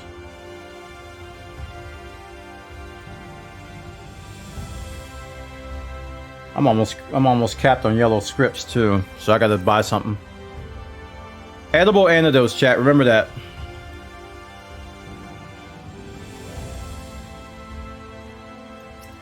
I'm gonna see how much they cost, and if they're ridiculous, I'll see what it takes to craft them.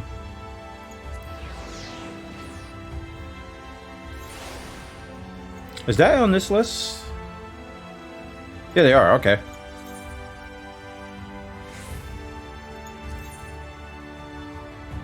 Wrong guy. Wrong guy. Kaishir, that was the one I did gathering stuff for. You too. How come he's not on this list?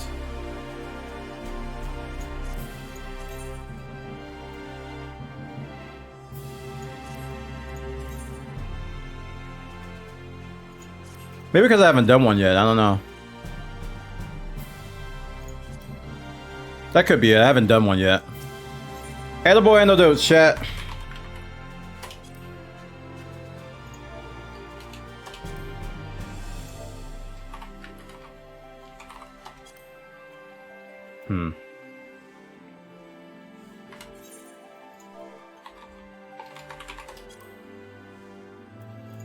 So level 70.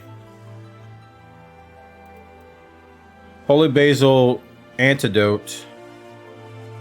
So I don't think it's on the market.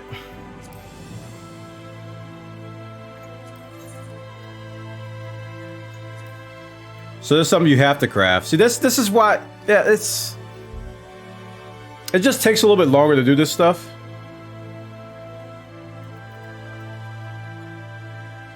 And this is for cooking too, so I don't need to do this one. But I just wanted to see. I had the feeling that stuff wasn't on the market though. Anyway, let's go ahead and get some. I'm gonna get some comms. How do you add another hotbar? Hit escape. Go to HUD layout. Escape. HUD layout.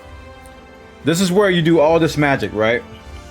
By default, you probably see a whole bunch of stuff on the screen. Like, you'll see a bunch of hotbars up here. They should be up there by default. In my case, mine have like a dark purple text if they're inactive, and a white text if they're active. So if I want to activate like hotbar 4, I right click on it and it turns the text white. See how the hotbar text turned white by right clicking on it? And then when I save,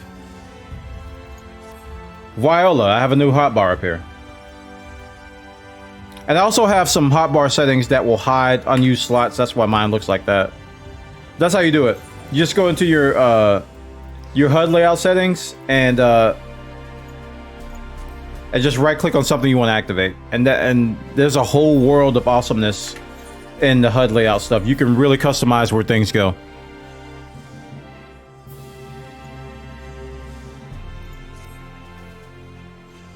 They did a really good job of adding a lot of customizability to that. All right, we're gonna do. We got 3 more anti-towers to do. I'm gonna try my best to get some comms here because we need. That's on profile, isn't it? I need to look at how many comms I have. I have 670 player accommodation. I need 1,500. So I got more than double this, which is going to be tough. So let's go do some. Let's go do some anti-towers. Should be insta queue.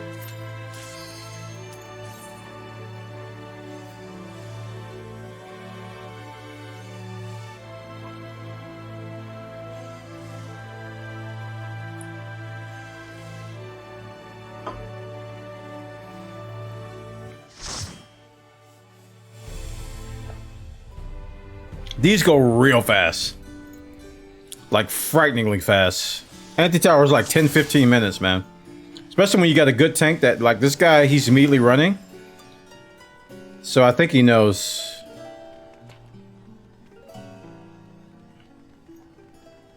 We got no sprouts here. Oh, we got 1 sprout.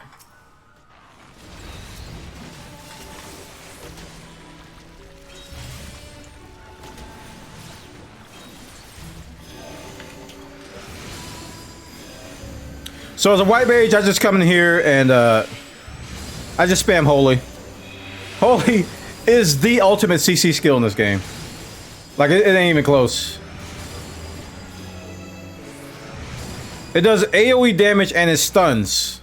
It's actually kind of ridiculous. Actually kind of redunculous.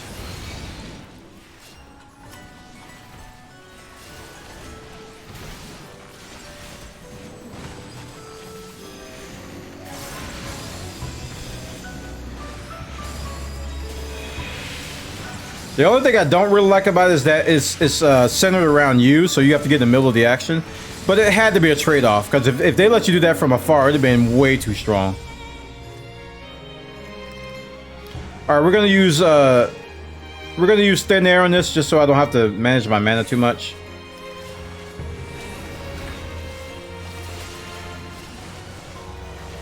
I've been using thin air a lot more instead of relying on lucid dreaming. I need to add thin air to my my whatchamacallit bar too. This is my cooldown bar where I can see what's on cooldown or not. All right, let's assume that this stupid paralyze. There we go. Regen my tank. These animated emotes are coming out, boy. People going to different streams and spamming their animated. What is that? Why is that Among Us guy shaking his butt at me, chat? Why is there Among Us suspect butt in my face? For real. I'm highly and deeply offended and just like concerned at the same time. What in the world? What is that? Oh, he's not targeted. Oh my goodness. Ah.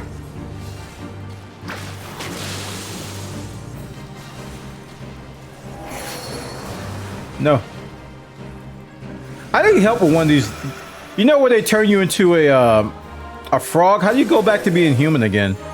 Not on this boss, but one of the other ones. I always just run around and hope it happens. I think I have to get hit with the AoE and it turns me back. I'm gonna try that when we get there. I've done this probably like 20 times already. And that's the one part. I was gonna look up a guide and see what they said. That's the one part I couldn't figure out. And that's when I resort to guides, is when I try to figure out something and I can't quite figure it out. Like, here it is. Do I get hit on purpose? Yeah, I think that was it. Nope, it didn't. Never mind. Seals. Yeah, that's the part I don't understand. It's like you turn into a frog and I don't know how to turn human again.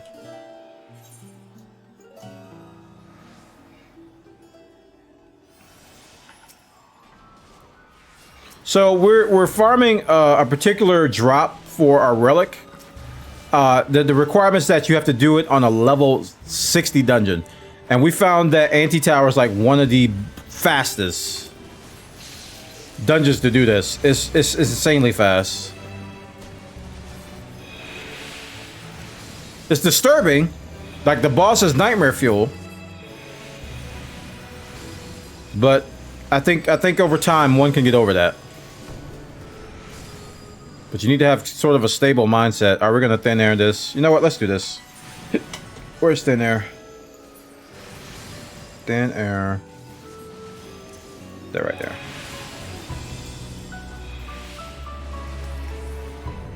So we put thin air on our. I have a bar dedicated that I don't click on, but it's just to show me really valuable abilities that I like to monitor the cooldowns on. So I can like glance at it and see if it's off of cooldown. So I can see like a seize, I can see lucid dreaming, I can see when cure 2 is procced, I can see temperates, which is like the, I think the AoE. Oh no, temperates is the wings.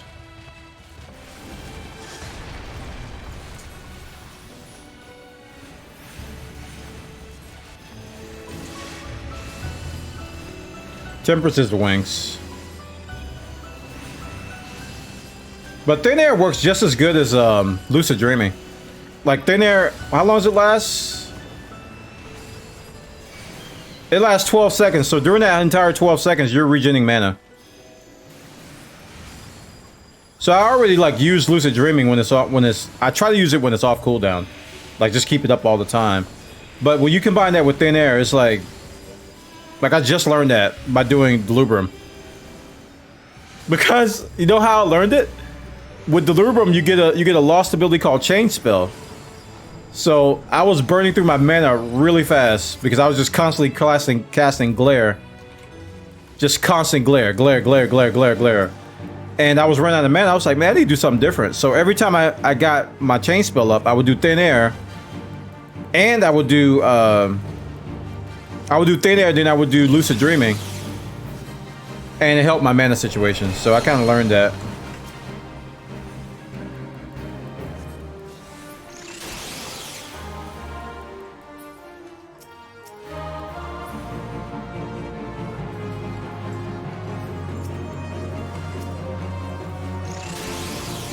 Oh, did I hit the wrong button? I did.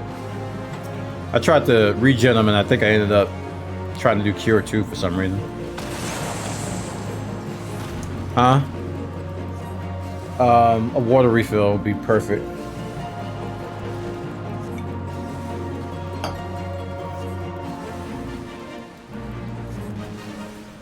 You know what else would be perfect? Some of them almonds. I'm trying to be really good about that, but I'm trying to share, but good gravy.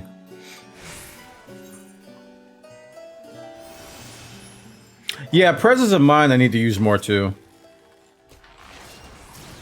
Yeah, I use presence of mind when it's like, oh crap, everybody's about to die.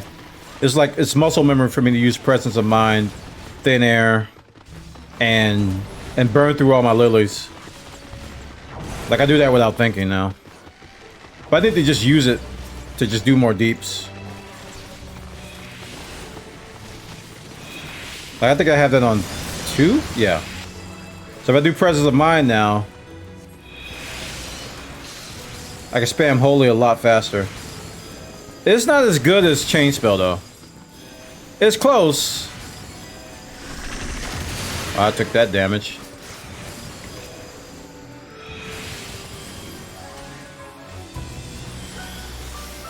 And you know what? Assis? Listen, in Delubrum, Assis does some stupid damage. I was doing like 50k. Just basic Assis without any buffs. I was like, holy crap. Like on a single target, Assis was just like destroying fools, man. Assis! Light! Thank you, Assis. Thank you, babe.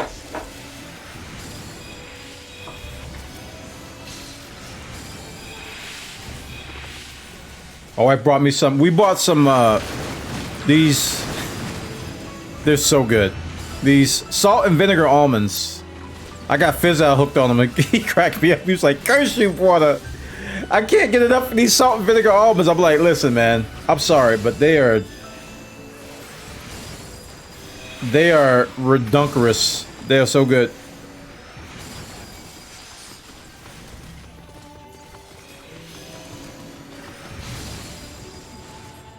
But White Mage is quickly becoming one of my favorite classes. Like, I actually have to think about it now. I'm like, do I like White Mage or Warrior more? That's kind of scary because I got a feeling White Mage is way overdue for a nerf.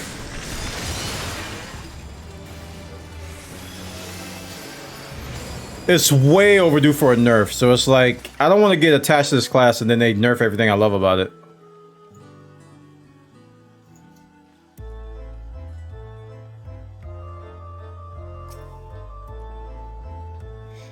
Oh, he's watching cutscene. Good tank. We gotta calm this tank.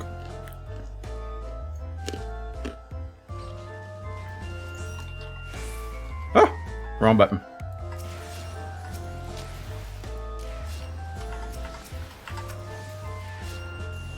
I think I need to change my tap targeting skills back to cone. Instead of, I think it was like ignore cone or something. Yeah, Sage is going to be pretty fun, I think. But let me tell you though, I'm a little bit hesitant about the new classes. Mainly because I'm not a huge fan of shield healing. Like, I like Scholar. Scholar's fun, but I'm not a huge fan of it, you know? Not a huge fan of shield, so it's like, I'm probably going to gravitate towards Astrologian and White Mage more. And I'm hoping that they make it really, really good.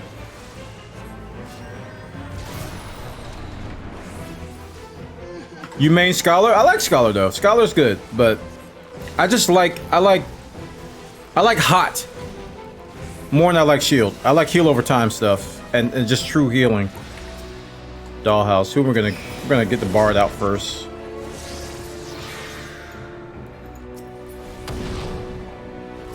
The heck? I can't target him. I couldn't target the Bard for some reason. Like, he just vanished. That was very strange.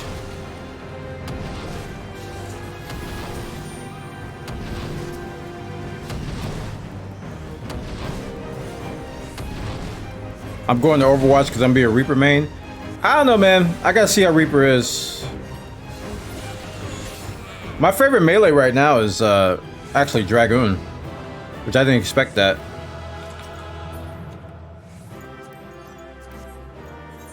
He left. You get the comms. I'm farming comms!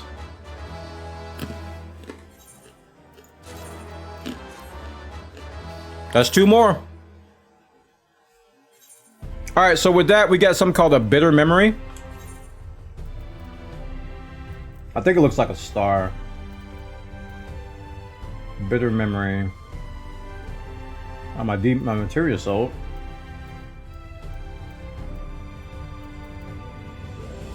I have 4, right? There you go. Bitter memories. So we gotta get more of these bitter memories. And again, you get bitter memories in your Relic grind by doing 60 dungeons or doing duty roulette leveling. Oh, we should do that. That'll be a nice change up. Let's do Black Mage and duty roulette leveling.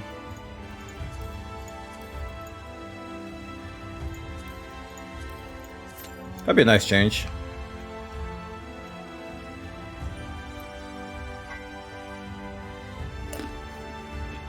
My Black Mage is level 54.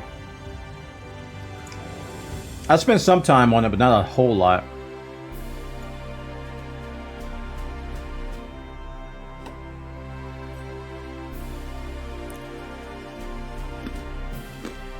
Really interested to see if they will adjust Astro and make it either shield or hot. They said they're going to make it a pure healer. Yeah, Therasol is right. That's why I'm more interested in it now, because I like Astro now. But I think after they change it, I might actually love it. I might actually love it.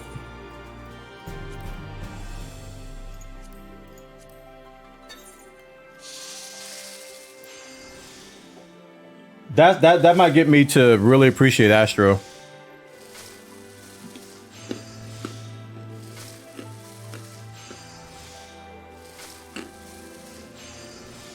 Which I think after Gunbreaker, I was thinking of doing Astro or Paladin for my Relic. Because right now I'm doing Machinist. Gunbreaker, I've started it, so I gotta do the Fates for Gunbreaker. And then after Gunbreaker, I'm thinking about Astro or Paladin. I'm thinking.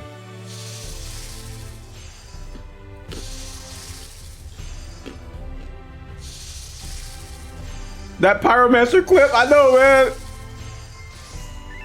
He was into it today. And he couldn't hold back. He was like, this game is so much better than WoW. And I had to clip it. I had to clip it. I was like, yep, he said it. Let me show you guys the clip while we're crafting here.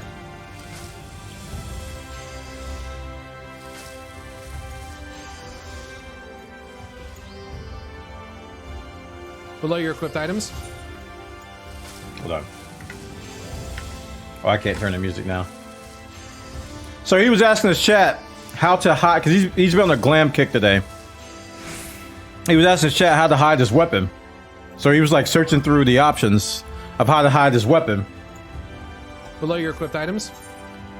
1 click. Nice. This game is just so much better than WoW. He couldn't help but laugh at it, man. Yeah. This game is so much better than WoW. I was like, he said it. I mean, I've been saying it for years, but he said it, you know.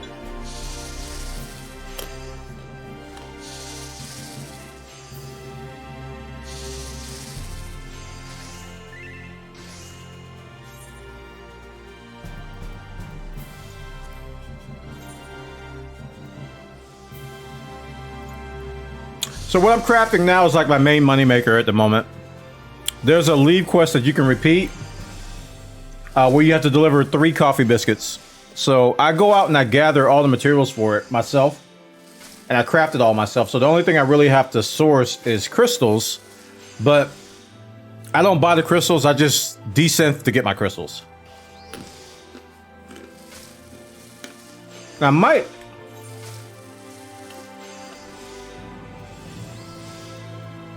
I don't think any of these use clusters, do they? I think I'm doing pretty good on crystals, though. Overall. I gotta look at the recipe when this is done. I don't think any of these use clusters.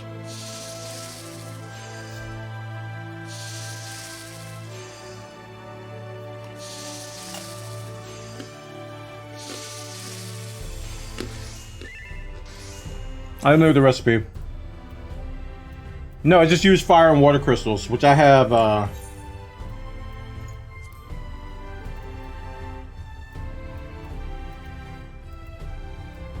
have almost 10,000 water crystals, and oh, they're right here, and 3,000.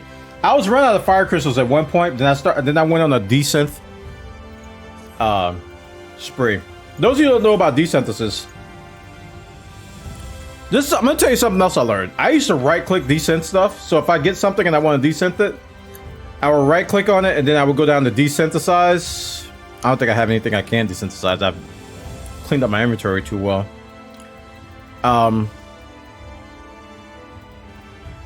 Wonder why. There we go. So you right-click and you do desynthesize, right? And then you can desynth it from here. But I found out, like 2-3 months ago, that there is a menu item under,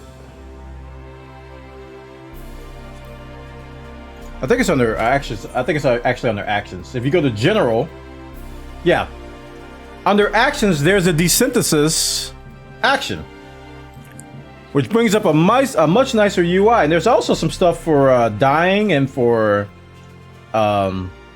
materia melding and material extraction, which I put them on my little you can't see it because it's off screen, but I put these on my bar because I was like, and then glamour plate too. I put glamour plate here. But they got buttons for this stuff now that I didn't even use. Oh, this is a decent. You so silly. Like, I didn't even know that was there, man. So let me show you guys the leave quest, because I have some cookies to turn in. We got 213 crafted. They go fast, though.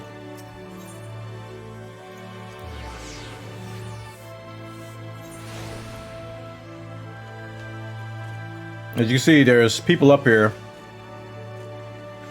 next to the leave quest guy.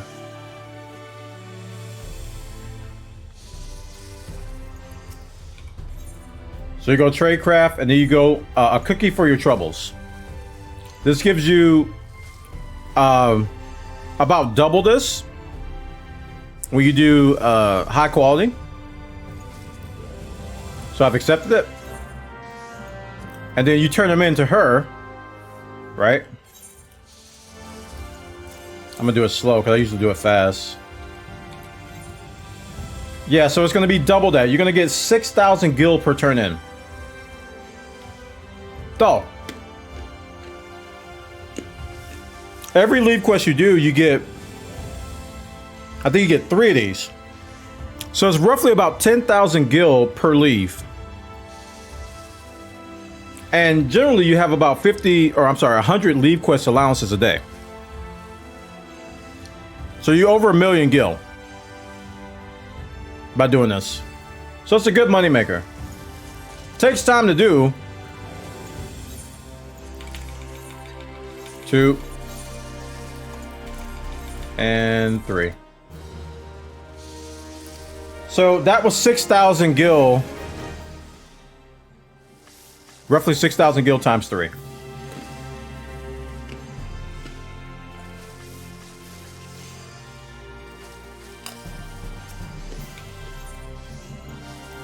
So I have 99 allowances. So I have pretty much my full allowances for leave quests. I haven't done them in a couple weeks.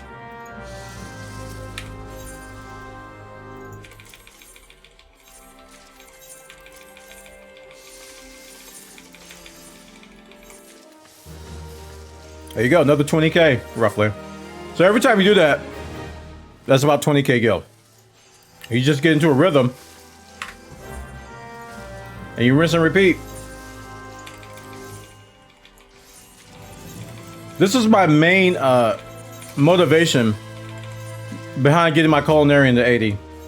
Somebody told me about this. They were like, yeah, you can go and gather all the materials you need to make these cookies. You don't need to buy anything. So it becomes a matter of just time. And it's pure profit.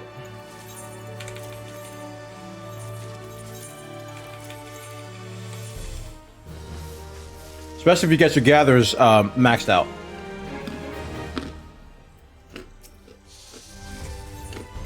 Look at this bunny taking up all the room.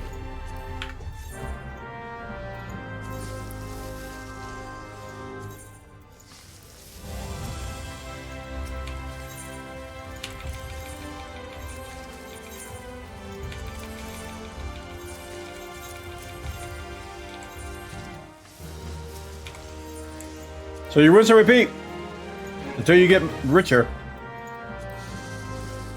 And my money, I've been spending a lot of money on, I think over the last 3 weeks, I had like 8 million gil in my pocket. Now I'm down to 2 million.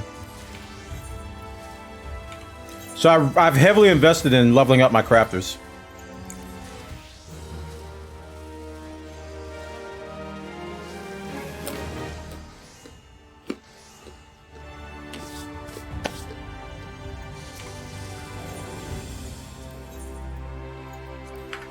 One of the things I want to do before Endwalker as well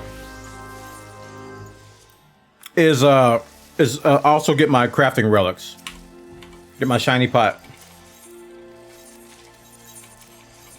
Can't wait till I fully get into this. I just started the free trial last week. Awesome, dude. There's a lot of game here. And I want to be one of the streamers and content creators to spread this message here. There's so much more to this game than story. People emphasize how good the story is. That's true. The story is good. But when Endwalker comes out, we're going to be done with the story in less than a week for most of us. Some people are they're going to go through it in a day. But they're still going to be playing all the other stuff for months.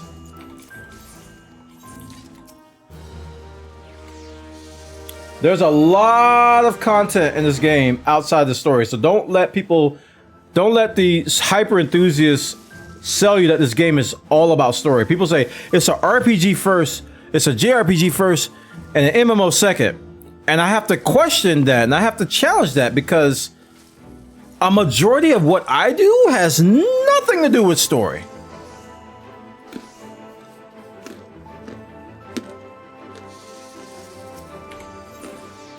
So you really gotta be careful with that. The story is great. Don't get me wrong. I love the story. It's one of the best I've played in a long time. But let's be real, man. We don't do the story every day. Like, why do you play Final Fantasy if you finish the story? Really, before you tell somebody that this game is all about story, answer that to yourself. Say, why do I still play Final Fantasy if there's no story to do? If I've done all the story? Why do I still play? And if you don't play, then that's different. It's kind of harder to sell a game and say, hey, I'm going to pay a monthly subscription to play 1 week.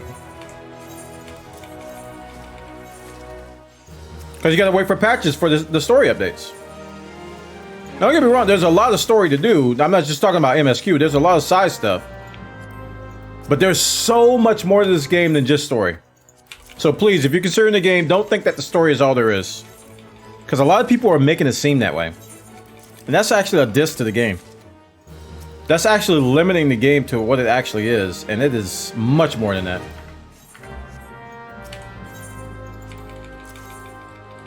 It's so much more than that.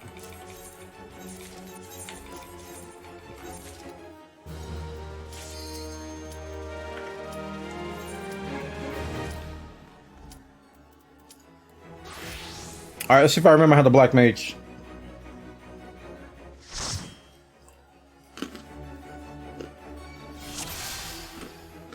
Ooh, Brave Flock. Alright, we got a mentor, a crafting mentor, and 2 flowers. These are returning players.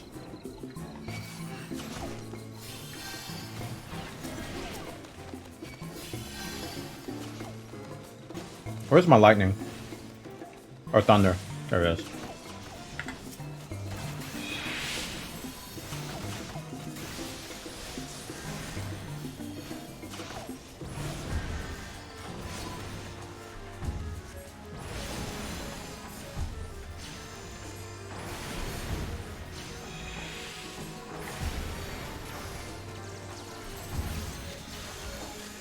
I don't have my Blizzard AoE. No, I don't. That's fine. We'll just fire everything. Flowers, how can you tell? Look next to their name. You see a little icon? There's a little flower icon. That means that they're a returning player.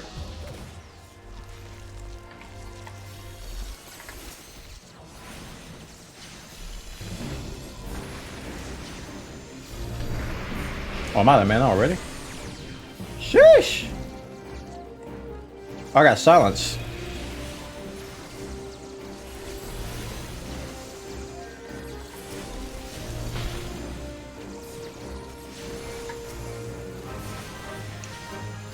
Do mentors actually mentor? It depends. I've run into some really good ones in my time. I'd say they're better. There's a meme going on, right? That mentors are the most toxic people. I have run into some toxic mentors. Like, memes are going around like mentor, by the way, and the guy's like toxic. But I've seen more helpful mentors than non-helpful ones. But I think a more common thing I've seen is mentors tend to squabble one another. Why am I spamming cold? I'm a fire mage. Like, mentors, especially if they disagree, like if you're in a raid and they're like, A and C should go here. Like, the perfect example of what that happened, I think we were doing Labyrinth, and they were arguing over the placement of the markers. They kept switching them back and forth. No, it's better here. It's better. They were doing that the entire fight. So it was like super mentor fights. I've seen that more often than I've seen toxic mentors.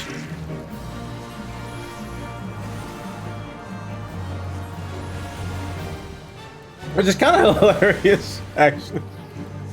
They want to mentor so hard they fight each other.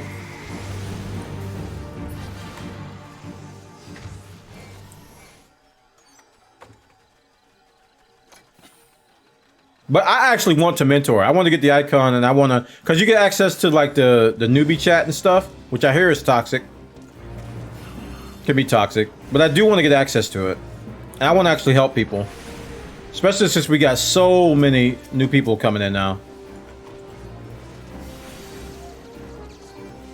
Alright, we're gonna lucid dream here.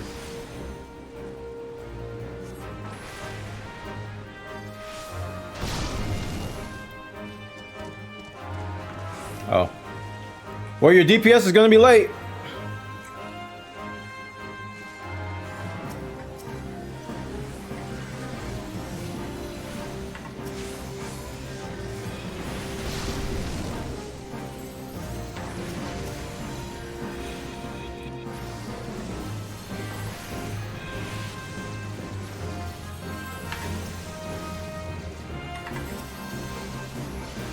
No, fire. I gotta remember how to black mage.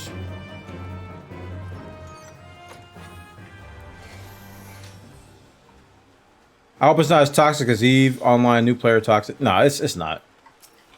People talk about toxicity, but it's always like these. It's really about just those. Let me back up a second. We tend to remember the negative more than the positive. So when someone claims that the community is toxic, they remember those handful of cases where they ran into a toxic person, but they always discount the hundreds of times that people were like overly helpful. Which happens in this game quite a bit. People are just like absurdly helpful. Like, it's like disgusting. It's like, why are you so nice? Get out of my face, you know. They're absurdly helpful in this game.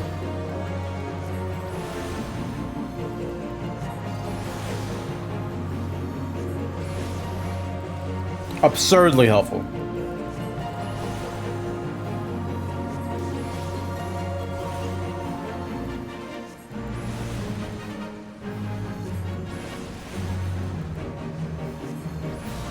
Like, it gets to the point where I think a lot of streamers get annoyed because, sorry. That's me hitting Alt-Tab. A lot of streamers get annoyed because they'll be streaming the game and then somebody will come up to them and give them a million gil. Give them a mount. Give them some really awesome transmog. Give them some glamour prisms. Give them some minions. Because, you know, we have an abundance of minions because you can only use one. So generally, they're so cheap on the market that people just hoard them. So they go and spam these streamers with all this stuff. And some streamers like, no, man, I want to earn this stuff. Stop. No. Don't. You know.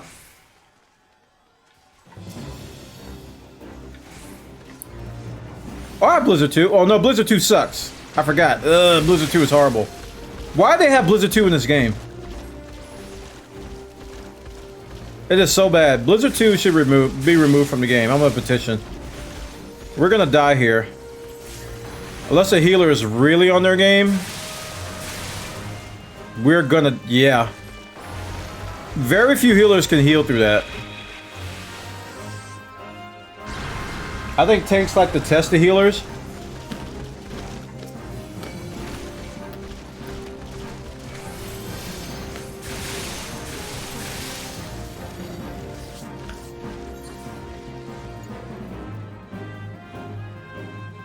That was too big a pull.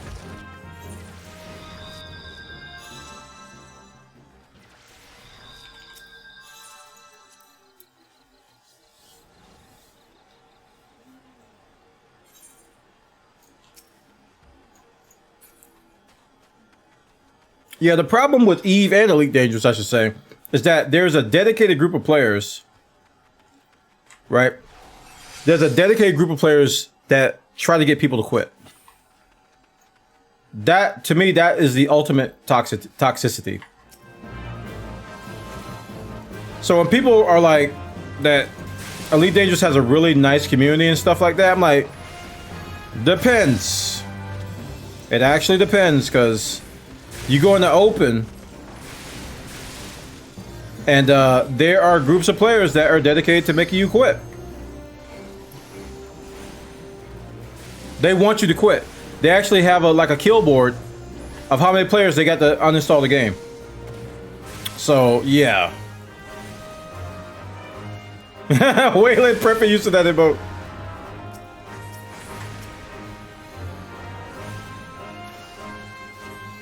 I'm not doing very hot as a black mage, but I'm kind of rusty. Especially at low levels. Hey, Venture's done. Hope I got the box.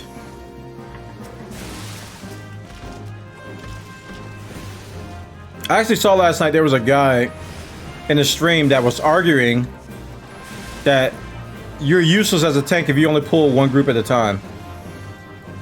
He's saying that if you're gonna only pull one group at a time, you might as well have like a DPS tank. Which I know where it was coming from. Because a DPS can tank one group of mobs just fine, right? But if you're getting the hang of tanking, and you're getting the hang of a new dungeon, generally, that's how you like take your time to learn the fight, learn where the pull walls are, learn which mobs do what, you know, which ones may cast like a very detrimental spell, and then on subsequent runs, you kick it up a notch, you know?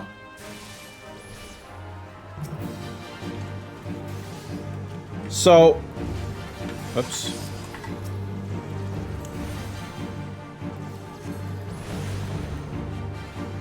I kind of agree where he was coming from, because he was telling, I think it was Towley, like, you need to pull more than that. But it was Towley's first time in the dungeon, so I was like, yeah, I mean, first time in, you want to, like, get the lay of the land, and then you do, you know, big pulls. What happens when the Dark Elf casts sleep on you? You get drowsy. I get it. Drowsy. Yeah, I get it, dude. Help me. I am being trapped.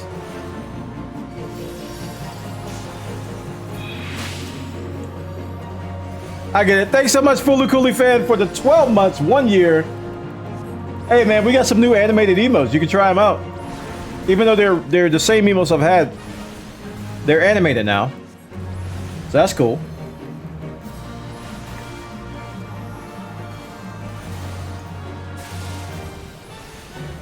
The tank and the healer dictate the run, not the DPS. It's true. Why are you going on me again? I've never been hit twice with this. I feel discriminated. Good. Aotar, whatever your name is. You show him what's up.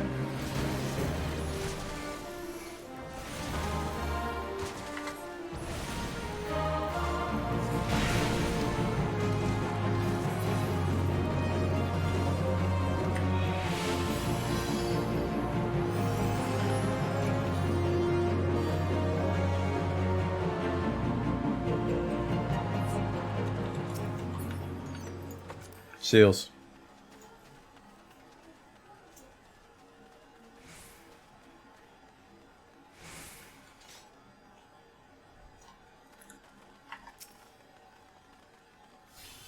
Keep forgetting to do my dot.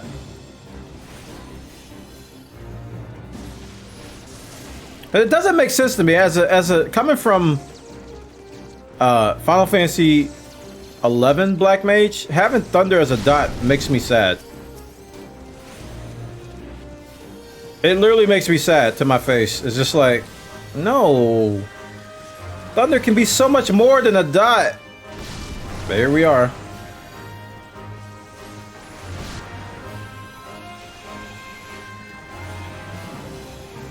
Also, we get free Thunders too. Oh no. You could leave these. Get the XP bonus. Whang! You know, I've never been over here. In my 20 years of playing Final Fantasy XIV, I've never gone over here.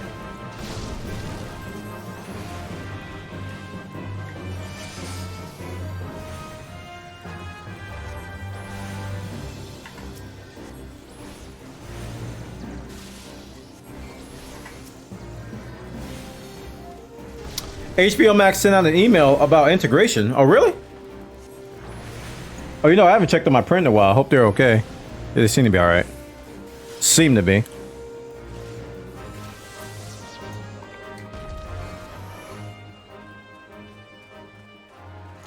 Cool dragon. Oh yeah, this is, I think this is one of the first dragon fights you get. Thersol, is this the, I think this is the first dragon fight. This is Brayflox. This is pretty early. It is? Because I couldn't remember if it was Stone Vigil or this one. Because this is 32 and I think Stone Vigil's 40.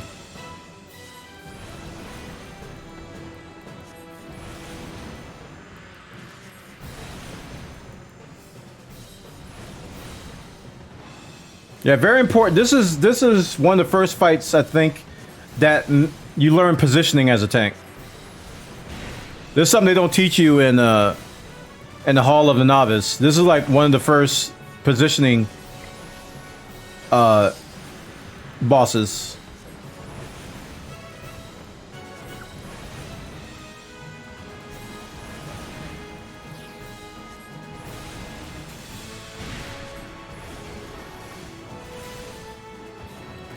Bleh.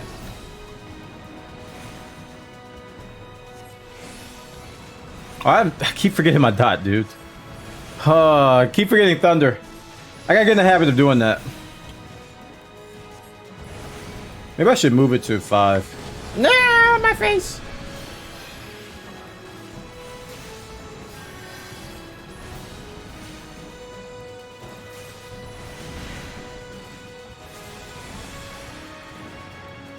Come on, mana, hurry up.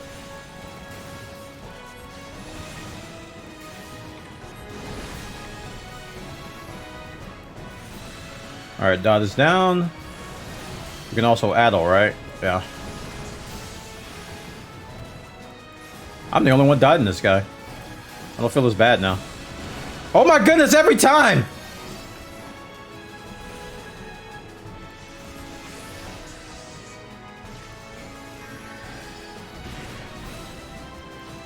Just, you better not hit me again. Okay, he hit the tank this time. Yeah, so this fight, yeah, teaches you to move him in certain areas. Because, you know, tanking can get boring if you're just sitting there in one spot, popping cooldowns. Hey! Oh, I forgot, I reset my Wondrous Tale log for the first time in, like, years. I need comms! No! Come on, somebody give me a comm. I'm a nice black mage. I got 3 comms. I got 3 comms as a black mage. What? Were they in the party?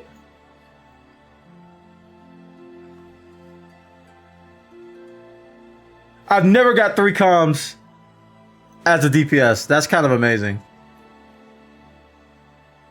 Wow. Whew.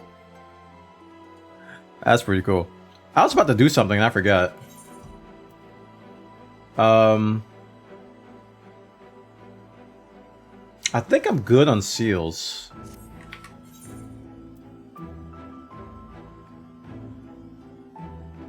Where are the 62,000?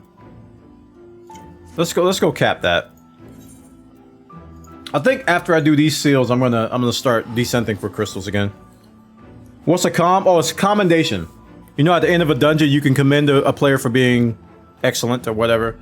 I'm trying to get mentor, and I need 1,500 of them, and I'm like at 600 now.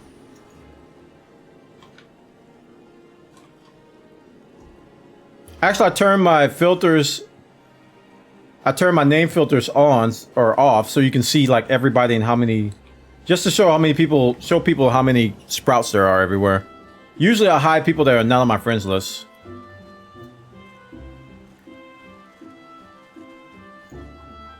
All right, we're gonna do some deliveries here and get some seals. These are Grand Company seals that I'm talking about.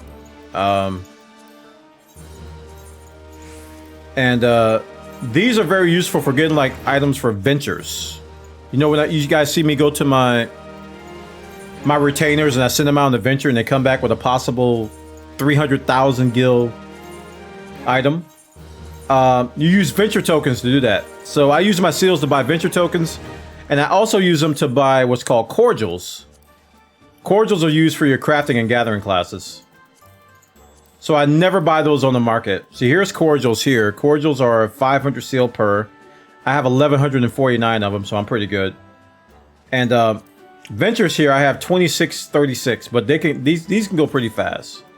So I generally just buy like 300 or 400 at a time. That's pretty much all I use my seals for. You can also use your seals to get like level 40-ish armor. Because there's like that gap between like 35 and 40 where you're going to need gear. So if you got excess of Grand Company seals, you can get like some decent armor sets from your Grand Company. Then when you hit 50, you should be getting poetic gear. Using your poetic tomestones. Alright, cool. So that was our leveling roulette for the day. We got our black mage a level. That's cool. So now we only need one more bitter memory and then we'll be on the machinist step 4. Which I'm pretty sure is Delubrum. Yes. Maybe. It might be the Alliance raid. We're about to find out, because we're gonna knock out this 60 dungeon real quick. Before I do,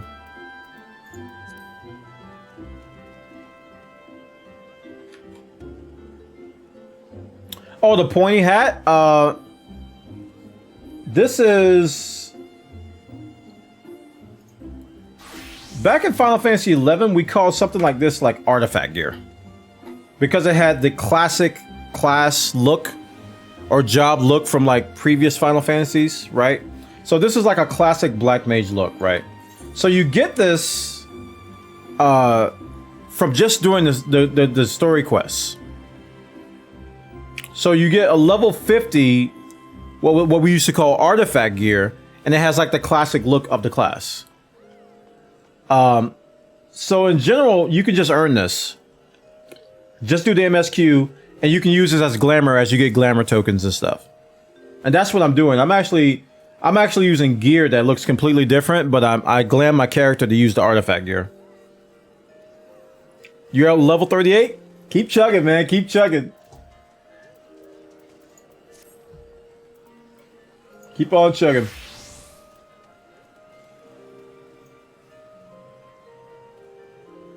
Loving the game. Came over from WoW. Man, there's so many WoW players in Final Fantasy now. I've never... We had I think we had a spurt like this like before Stormblood. And what Blizzard was doing I think Blizzard noticed, and they started releasing WoW patches at the same time. That cure.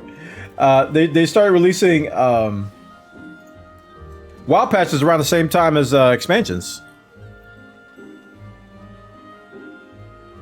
Yeah, Wappo came from WoW. We didn't. I don't know if I convinced them, but we were talking to Wappo one night, and he was like, "I'm going to download it." But what I'm doing now is the Relic weapon quest. So I have this weapon here. This is a completed Relic from my White Mage, and it's best in slot right now. These Relic weapons are best in slot, so they're the best you can get for this tier. Soon as Endwalker comes out, that's not going to be the case. Hey, JCB, thanks for spending your Prime here. Thank you so much for that. Enjoy the emotes and no ads. Appreciate that, man. So these are best in slot right now, but the main reason I'm getting them is because they look so awesome, and I can use them in the future. So as I upgrade my gear, I can glam this, and all the weapon upgrades I get can look like that. I did the same thing for Warrior. I completed my Warrior Relic. My Warrior Relic is done too, which I think this is my favorite one so far. This thing is gorgeous. I love this axe, man. And Warrior's my current main at the moment, so I was really happy with this one. So right now we're working on our Machinist, which I don't really have a... Machinist is a ranged physical gun class. And I don't have a relic for this one, but this is just a normal glam from, I think, Thornton, from my Heavensward. So this is something you can earn in a dungeon. Fade to Black with the Prime as well. Thank you so much for the support, chat. Show him some love. Appreciate it, dude. We gotta animate our love emote too, somehow. I don't want to spin it. I want a custom one. I might break out some Adobe tools and try to animate stuff for myself. See if I can figure it out. Maybe make the heart pulsate or something. Go woo, woo, woo. That'd be nice. I gotta stop saying that out loud. Somebody's gonna steal that idea. Okay, so we're on that Relic grind. So the quest I'm on is called the Will to Resist. And they put the word resist in all the quests because these are called resistance weapons because of the whole Baja Southern Front story. So in this particular step of the quest, we have to get these things called bitter memories. And they drop from several locations. This is one of the things that Final Fantasy XIV does to get veteran players to go back and play older content. So that new players like you guys coming from WoW can have somebody to play with. So I have to go back and do level 60 dungeons. I have to do the duty roulette leveling, which I just did, which was a level 32 dungeon. Or I can do some stuff in the Bajan Southern Front to get these bitter memories. I've chosen to do the duty roulette leveling and also do the level 60 dungeons. And the dungeon that I've chosen is like one of the fastest ones you can do. It's called Anti-Tower. And I've been going in with my White Mage because I want to get commendations. I want to get commendations, dude. I'm trying to get 1,500 commendations so I can get mentor status. So, and plus White Mage is like instant queue.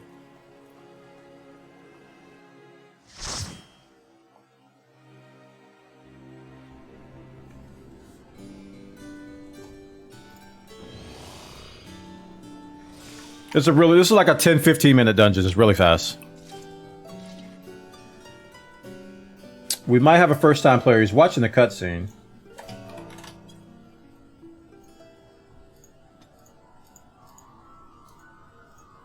You can't examine them while they're watching cutscene. I think that's new. Interesting. Thought you could do that in the past. Oh, yep, he's a sprout. And I'm gonna get bonus. This is another thing that Final Fantasy does to incentivize veterans to do older content. If there's somebody in your group that's never done the dungeons, you get bonus loot. You get bonus tomestones, which I think is kind of cool.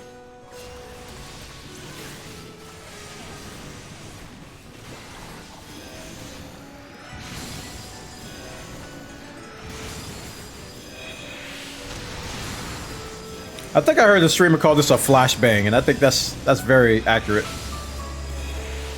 I just assumed it myself, but oh no, I got him. They call the White Mage Holy a flashbang, and it really looks like poof, like Counter-Strike style flashbang.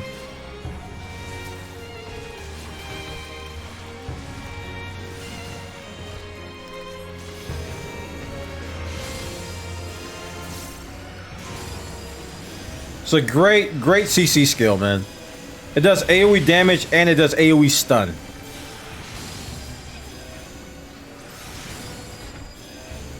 Another reason why I consider White Mage to be a green DPS. Just so good. It's such a great healing class. It's like they purposely do that. It's just like, oh, we gotta make White Mage awesome. Give my tank a regen. We heard you like flashy things, so we put a flashbang in your game. Pretty much. I mean, Paladin has flash, so... Alright, I'm being paralyzed. That's cool. Let's go ahead and dispel that. Whoops. Sorry, dude. Didn't mean to stop him in his tracks. You were trying to move him over here.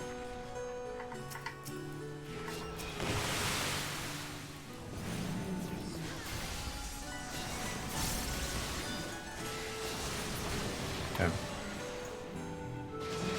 Boss time. First boss.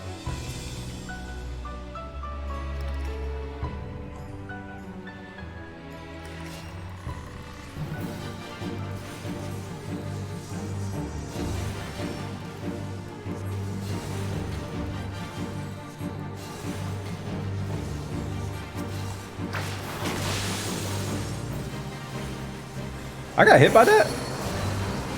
Interesting.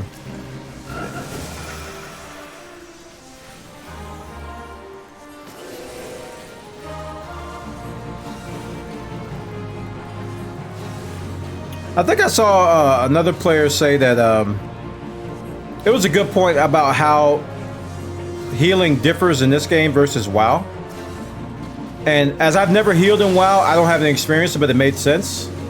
He said that in this game, you don't heal as much as you do in WoW, but you gotta be sure to do damage. How do we...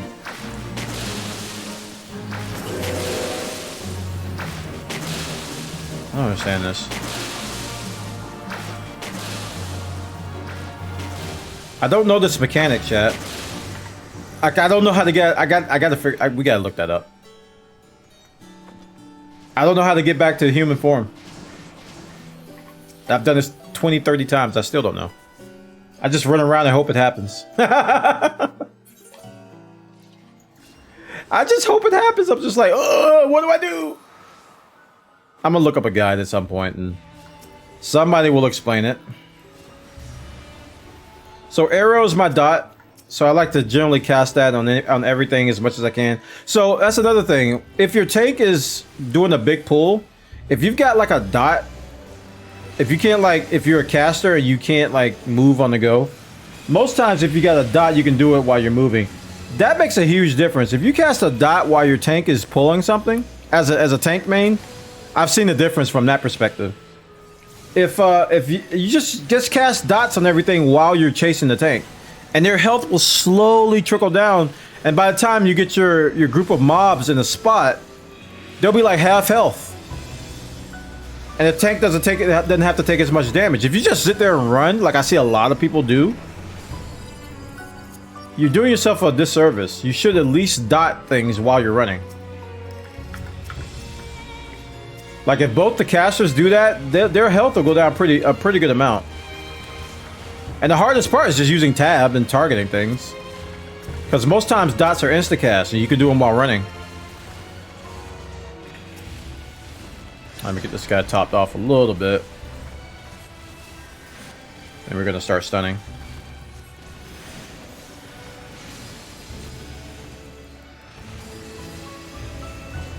Unless you're a black mage. You can do lightning.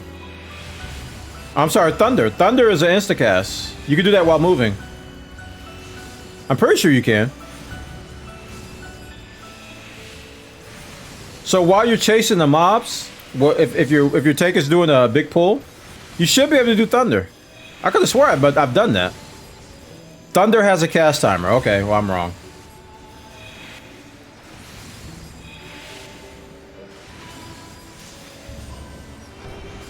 Oh, I haven't been doing thin air. It's fine. We're just out of mana. It's fine.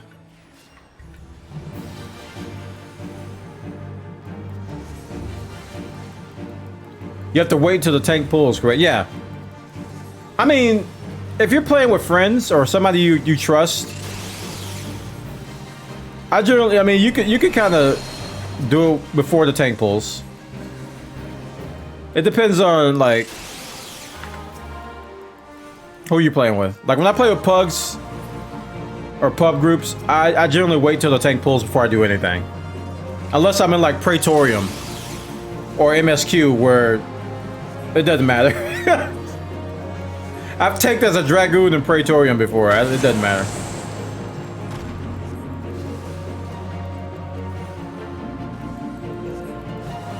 Oh yeah, he's dying.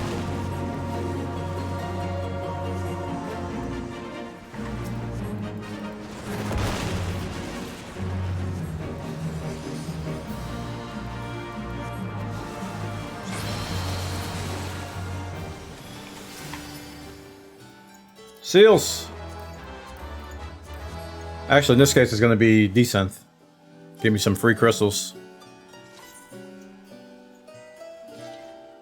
That's why SE hates us. Well, Yoshi P plays Black Mage. He probably wants it to stay difficult. Do you guys agree that Black Mage is the most difficult class to play?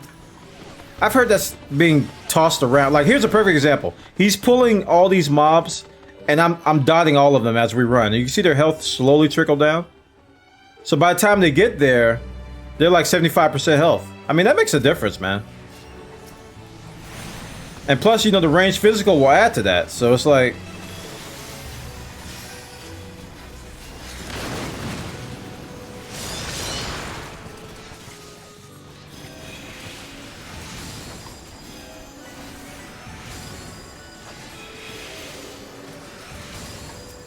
But do you guys agree that Black Mage is the hardest class to play? People say that because you have to... They say Black Mage is the hardest class to play because you have to know fights. More than any other class. Even more than the tank.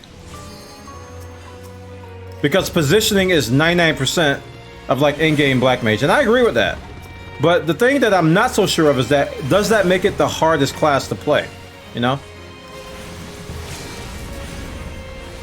Like, what determines difficulty?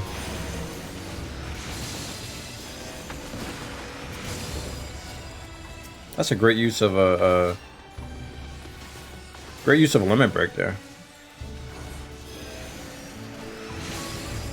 Monk will be the hardest class? No, I don't think that. No, after getting mine to 80, I don't think it's that hard.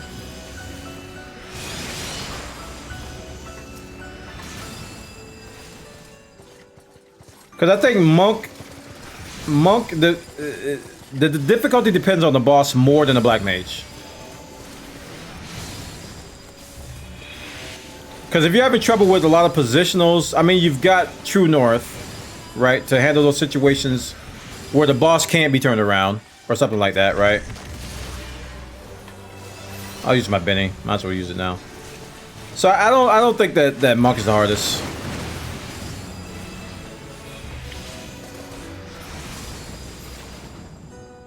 Because I mean, it's got more positionals than Dragoon and Samurai, but in that, I don't know.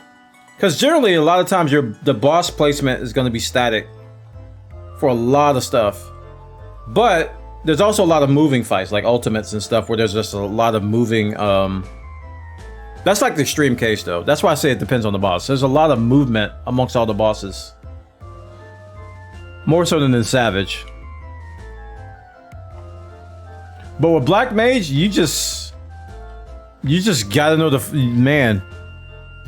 You gotta know when to stop and plant and to get your fire fours off, because just about every fight, there's gonna be some kind of movement.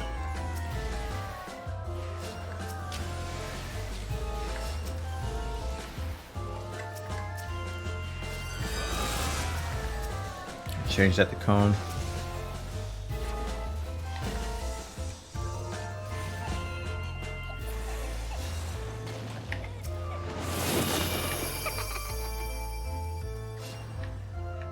I put that regen on a little bit too early.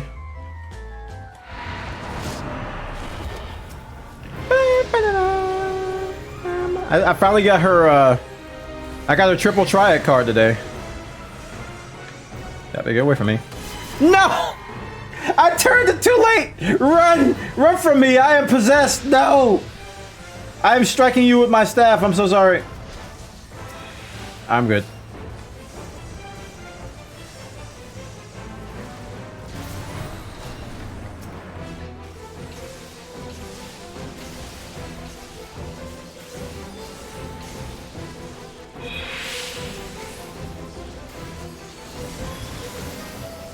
I miss you, Mr. Summoner, sitting back in the cut.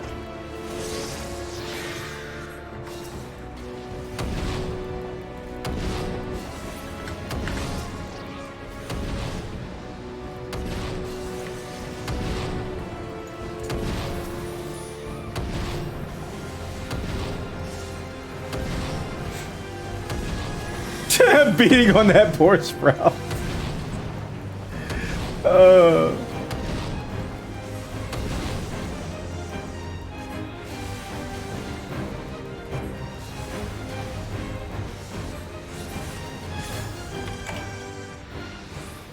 Alright, that's my last bit of memory that we need to do for now. Let's get some crystals here. Oh, I need to check my... That's what I was going to do. Check my Wondrous Tales. I got a column from that. Nice, nice. Just one. And I think I moved my Wondrous Tales off my heart bar. I did.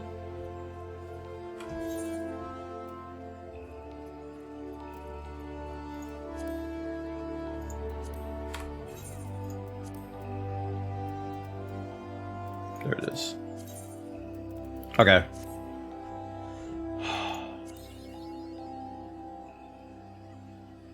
World of Darkness, Alphascape 1.0, and Amphitheater Extreme. I got full second chance points. Let's see. 51 to 59, 70 and 80. Alexander, Arm, Coil, Naval. I'm going to be doing that. It's not a bad book that is this week. Palace of the Dead. And Emanation. It's Lakshmi!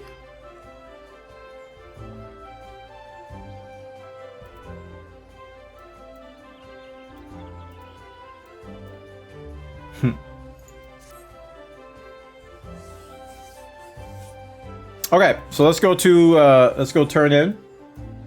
Get to the next step of the relic. And now we got our animateds, even though my overlay hasn't been updated for the animateds. Wait, did we our adventures done? Yeah, let's do our adventures real quick.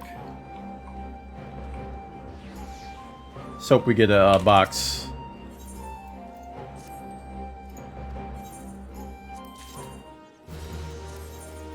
We're getting crapfish now, but we're leveling up. Level 5.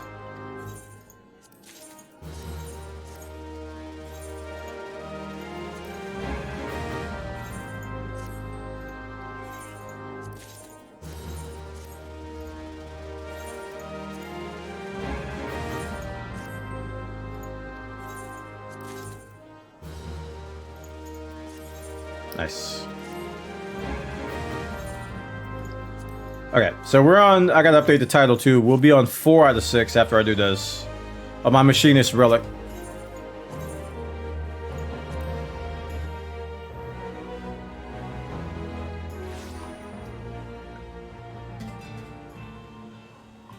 Alright, machinist. Did I get a backup gun? I think I did. Yeah, I did. It's very important you get a backup weapon when you do this, because you have to take your weapon off when you do these turn-ins. Alright, there's my bitter memories. They animate well. Yeah, Twitch did a good job. Those are all default, those are like built-in Twitch animations. I just put my existing ones on there. Until I can get custom ones made.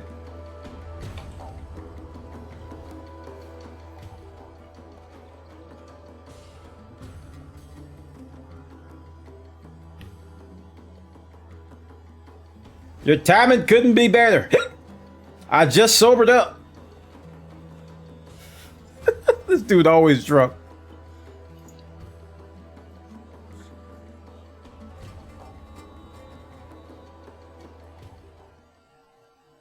I had to look through my sub list and see if any of my people I'm sub to have animations.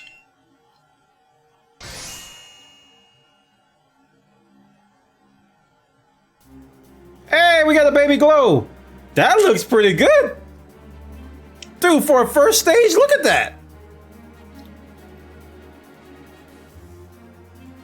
Dude, I'm happy with that. Look at that. Dude, I might have to go buy, get a replica of this.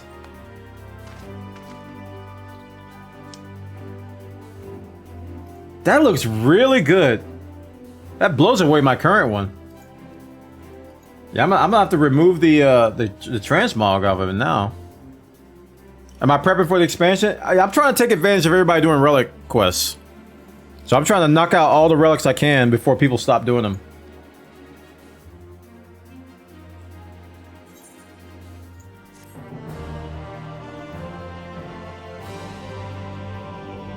All right, so that was the will to resist. So the next, I never remember which one is after which. The will to resist, and then we have to do the change of arms. I think it's change of arms. Next.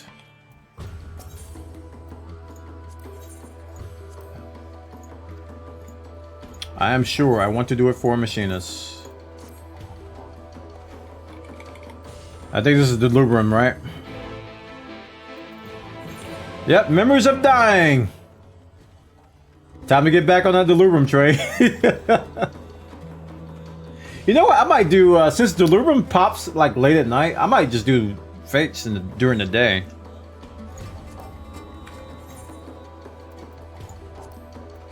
Alright, there's no Party Finder Fate groups. Because I gotta do fates for my my Gunbreaker one. But dude, let me take a look at this thing. Oh wait, it's in my inventory.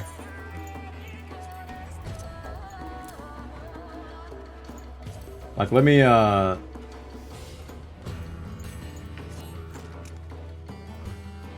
dude, that's not bad at all.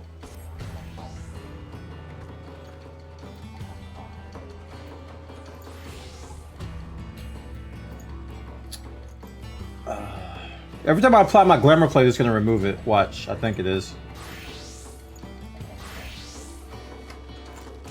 Oh, no it didn't, no it didn't. Okay, I don't have it on my glamour plate. Dude, that is sick! Like, that's not even done and I like it.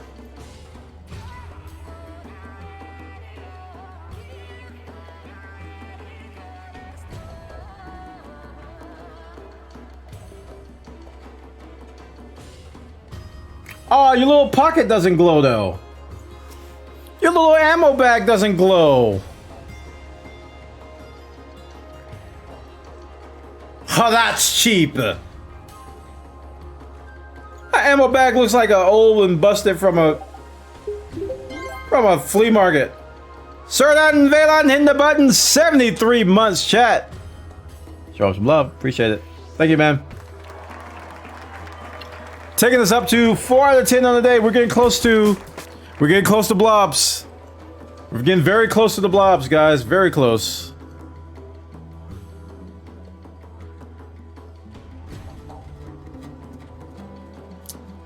Man. All right, we'll keep this up a little bit for a Twitch thumbnail.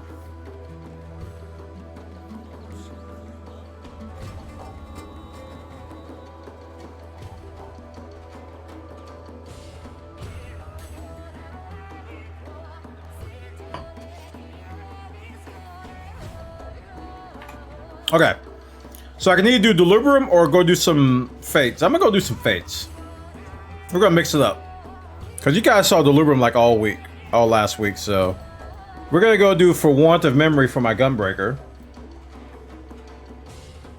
So I don't have him on my bar. But pretty much he's got a standard weapon. This is the Crown's Blade. It's going to be glowing after I complete the Fates and complete the Memories of the Dying. It'll be a glowy boy.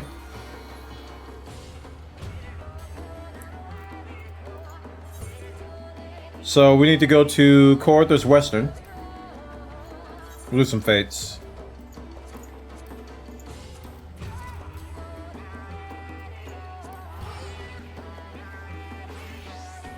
About to break out the Blue Mage if there's nobody doing stuff. Even if there are people doing stuff, we'll break out the Blue Mage here.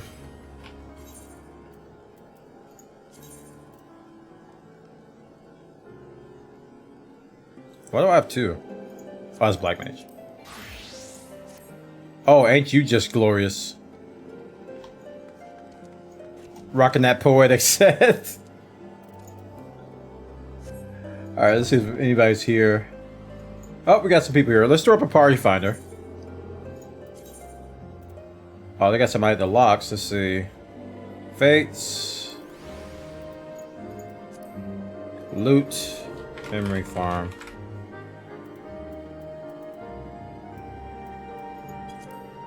Alright, we just threw up a party finder. Hopefully people will join. I don't know why more people don't do party finder recruiting here. They just don't. It's so easy. It takes 3 clicks. And then when you're done, you just leave. I think some people feel obligated to keep the party going. I don't. I'm like, alright, I'm done. Bye. See y'all later.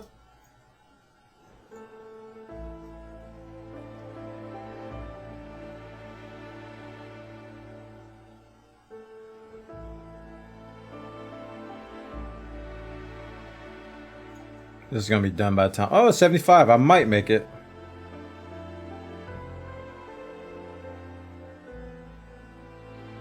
There we go. I have to sync for this. Crap. I got 1 spell off. What's the freeze? 8.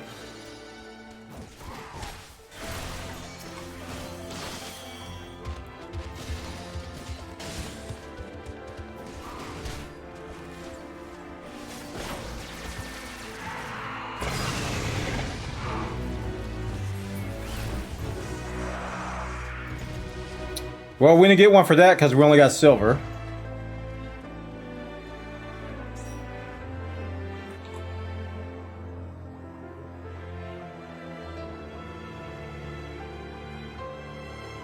Hey, that guy joined our group.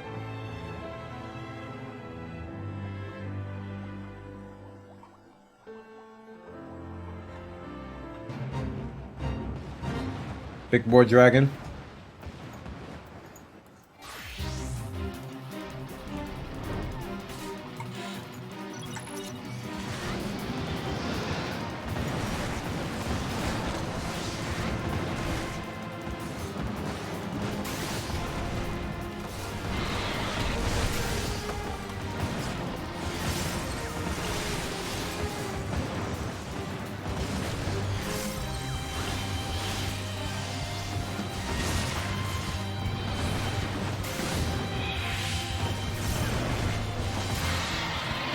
I didn't expect them to die so fast. Alright, that's our first tortured memory. So, tortured looks like... That's harrowing. Tortured is green, right? No, tortured is yellow. So we got 3 tortured memories and we need 20.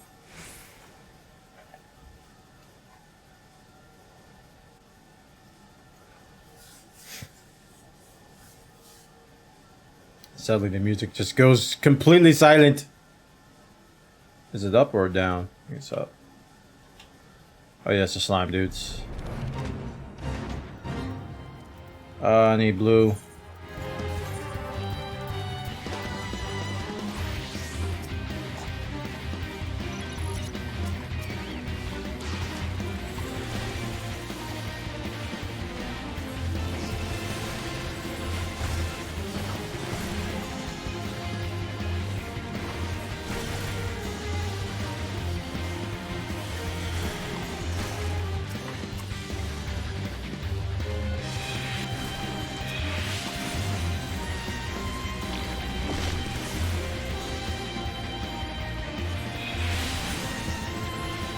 I forgot what spell it was. It was a water cannon. I think water cannon is the best single target DPS one I have for our blue mage. Get rid of this trap back here.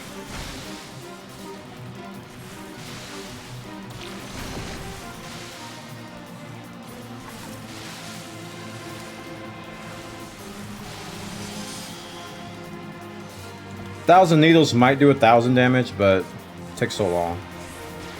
I really wish they wouldn't have nerfed 1,000 needles like they did.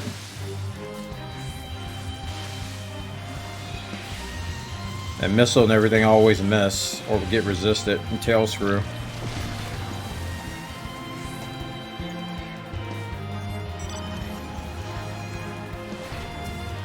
Oh.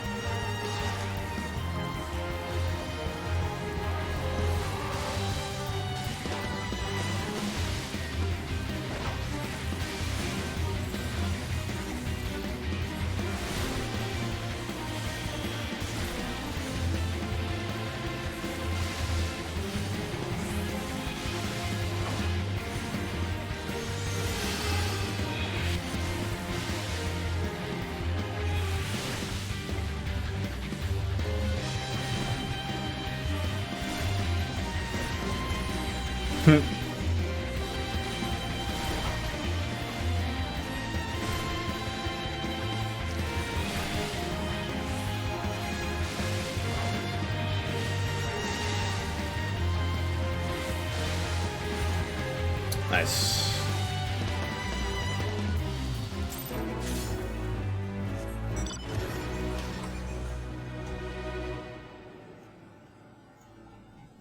Fates, chat. Fast action time events. These are basically world events.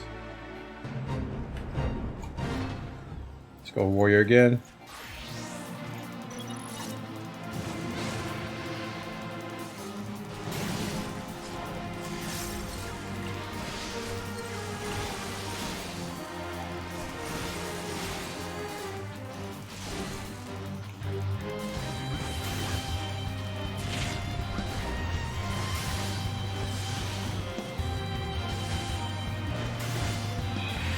Man, these bosses are squishy today. Don't they scale up the more people do them? Last couple times I did this, they were like super strong. Today, they're like melting. I'm not complaining. But the first step of the relics, man. Hey. Thanks.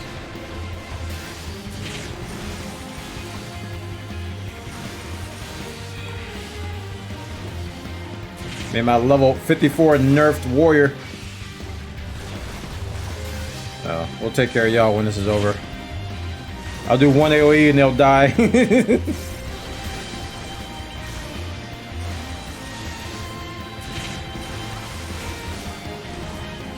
Reprisal. There it is. Ha! Ha!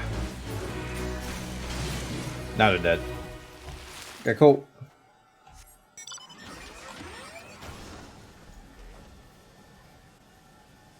Nice.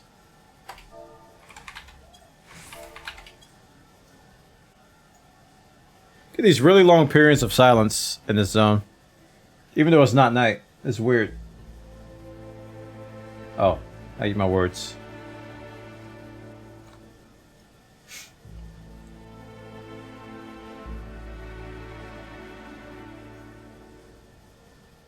I wonder why they don't track these on the quest tracker stuff.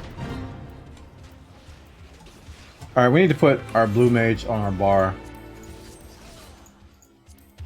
Tired of having to do this. Let's replace, I don't know, red mage.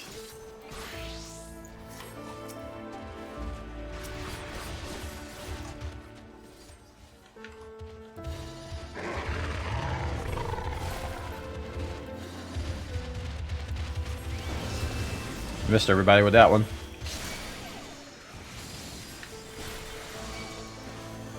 So, where are the animated emotes?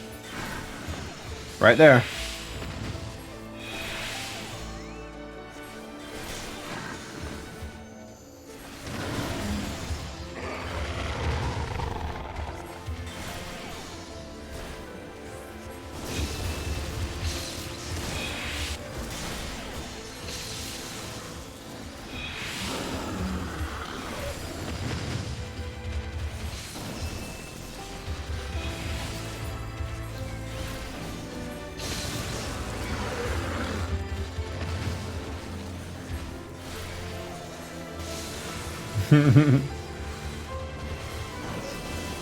I need the ability that sucks everybody to you.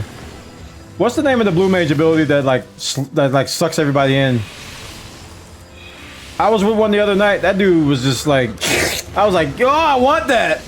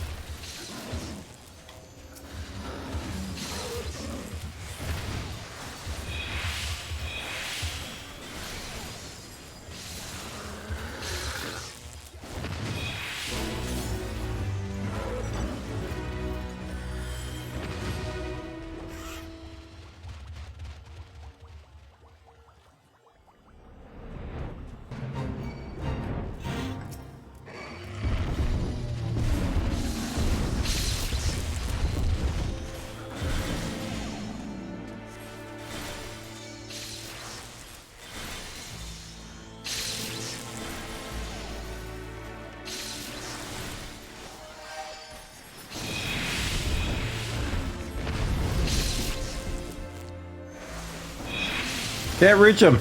I want that polar bear to come here. Come here. I want you to come here.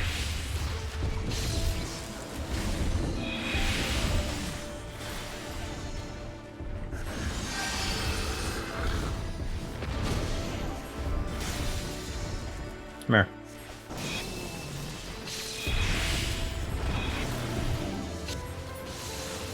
Probably one of the 60 or 70 abilities? Oh, okay.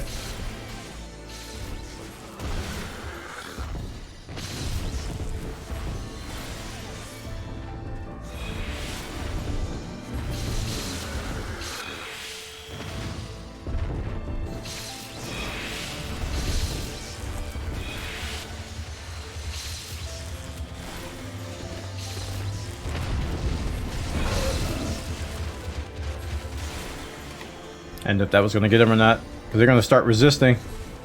Stop resisting!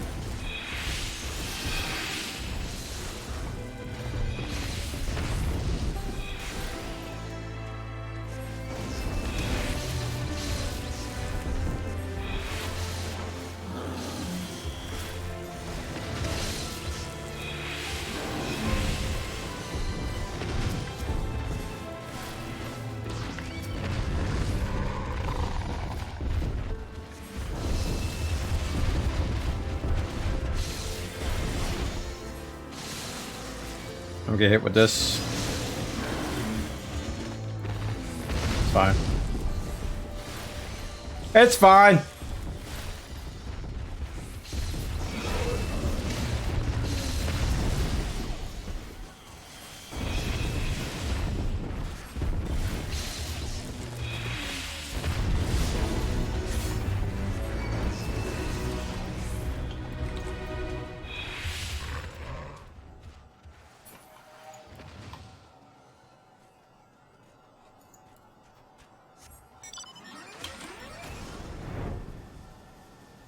Okay. Easy pickings. So we need 13 more.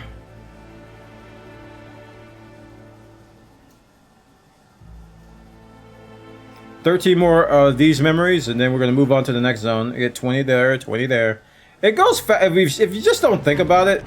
It's kind of funny to say out loud, but if you just don't think about it, it goes real. If you just turn your brain off, it goes a lot faster. Let me tell you.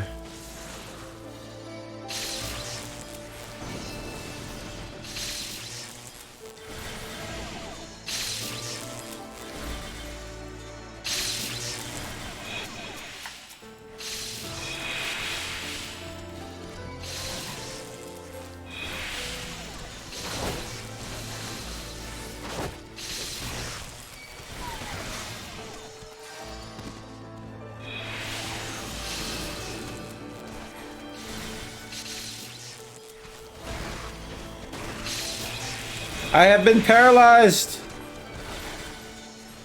Can't believe you've done this.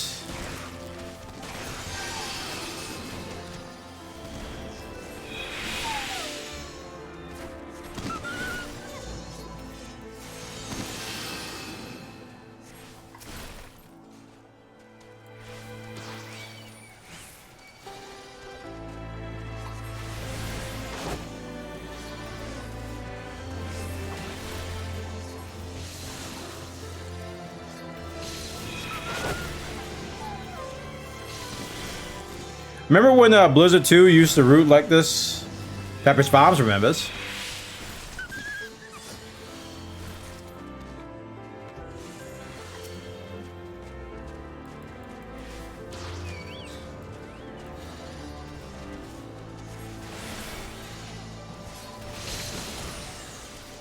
Pepper's Farms remembers.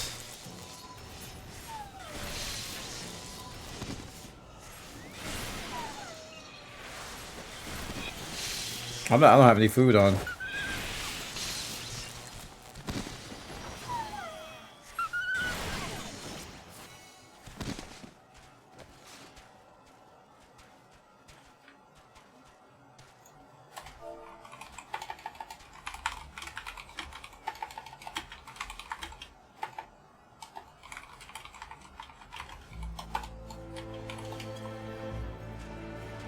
I just shouted that there's a memory farm group up in Party Finder.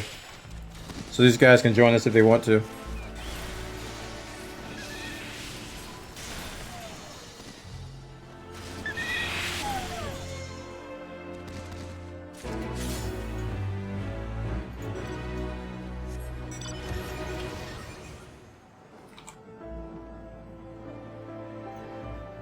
Did they add Endwalker pre-order earring to the live? Yes, they did. They did. They sure did. That's one of the big reasons I'm not leveling anybody 71 to 80. Unless I'm doing Baja. Yeah,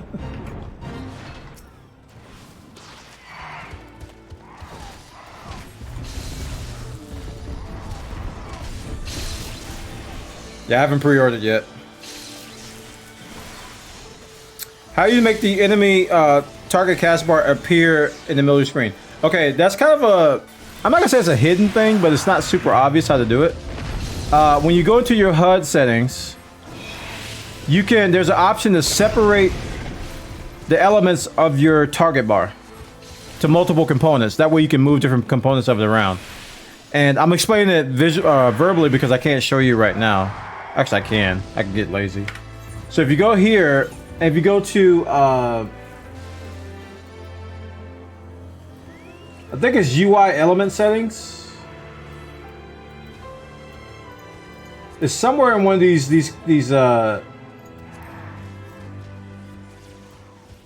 see, system, progress bar, hotbar. So if you go to basic and go to, okay, it's one of these drop downs. So if you go to 2, progress bar, no, pet crossbar, hotbars, or duty. Okay, target bar. If you go to target bar, okay, first you go to basic and then current UI element target bar. Go to UI element settings. And from here, I think there's an option to disable or display element. And I think there's something to separate them. Yeah, display target info independently. And that way you can have different elements show, progress bar show separately, and then you can make it bigger.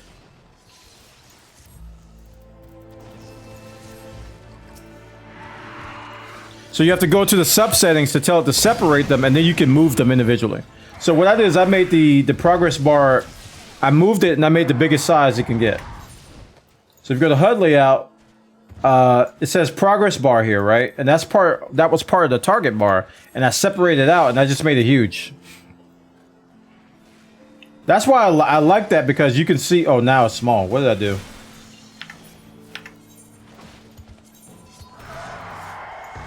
I think I made it small. Oh wait, did that change? Okay, this is the right one here. I had a different HUD layout setting there.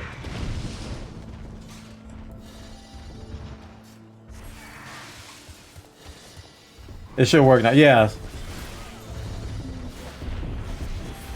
It should show now. I hope I didn't mess anything up. I didn't save any settings, so.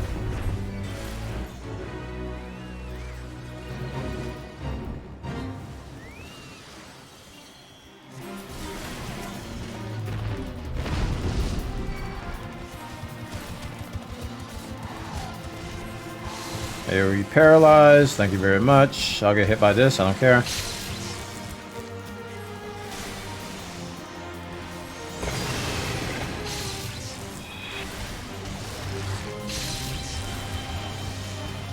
But that's not a very common thing. It's not obvious. See how it says primordial bark, like big text in the middle? That helped me a lot in raids and dungeons and stuff.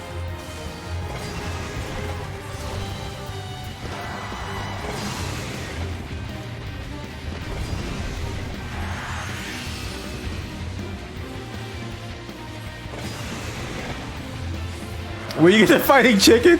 Later on, it's kind of a spoilerish, but later on in MSQ, I think around the time where you're asked to join a grand company, you'll get a quest to unlock the ability for your chicken to fight with you, which mine I think is gone now. Let's get back out here.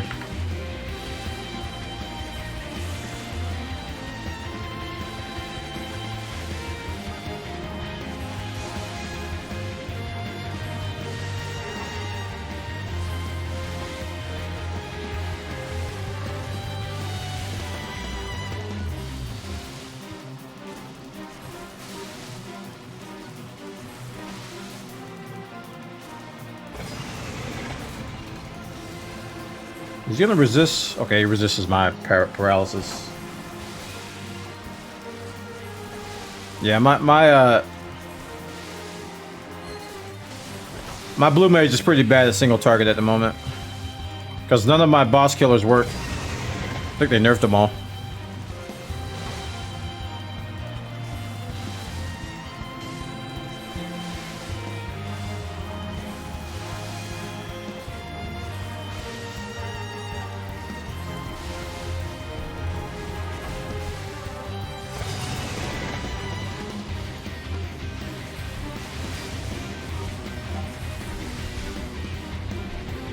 Oh, this is annoying.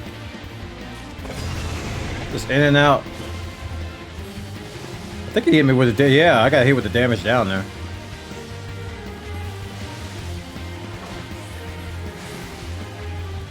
Yeah, having your chicken fight with you, you can set it to be different roles. You can be tank, you can be healer. I think most everybody sets their chicken to be a healer. So when you do like fates and solo content as a DPS, you can get like heals. I've had mine on the healer for like 5 years. I've had no reason to change it. There probably is a reason to change it, but I haven't done it. Might be some kind of achievement or something, I don't know.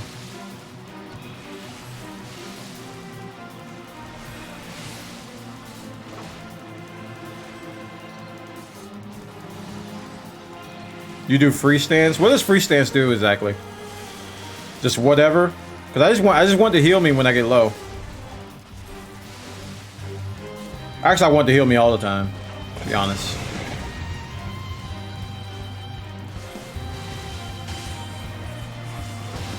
When you're below 50%? Now I want him to spam Choco Regen when I'm at 100%. Give me Choco Regen! No!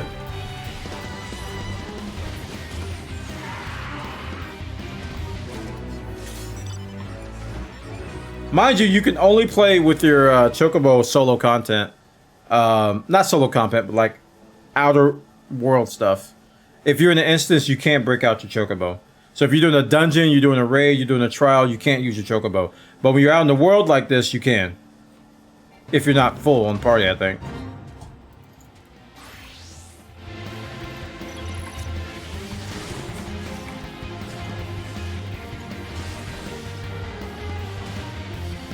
I forgot to play for a second there.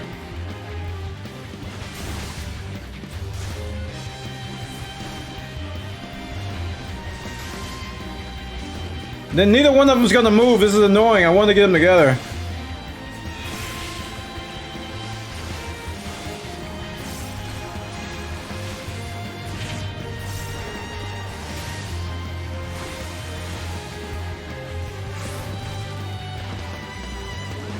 So next year they should do another promotion like the one with Butterfinger. On this time, it should be done with Pepsi. Oh, they do one every year, don't they? I don't think they've missed a year yet.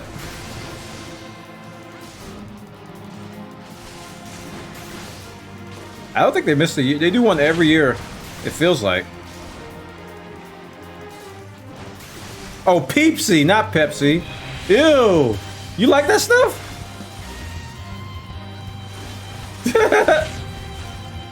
Arm's length. You will now be slowed. Yes. Enjoy your slowness.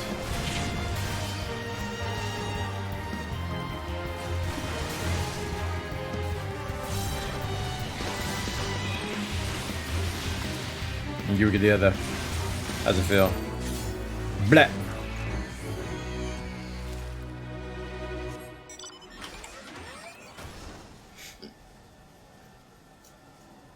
I just want a marshmallow.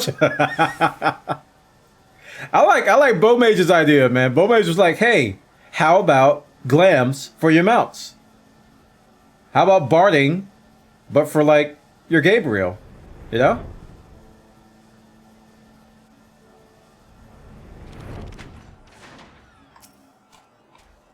Now there?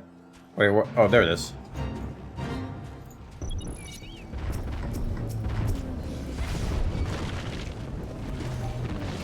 I hate that it turns off your tank stance every time.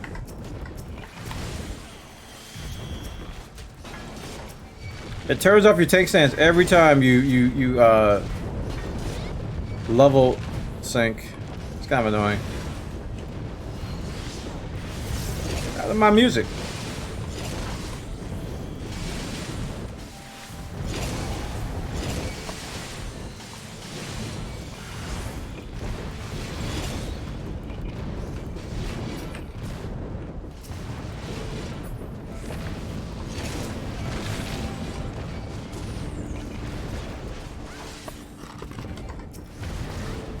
Oh, these regens, I love it.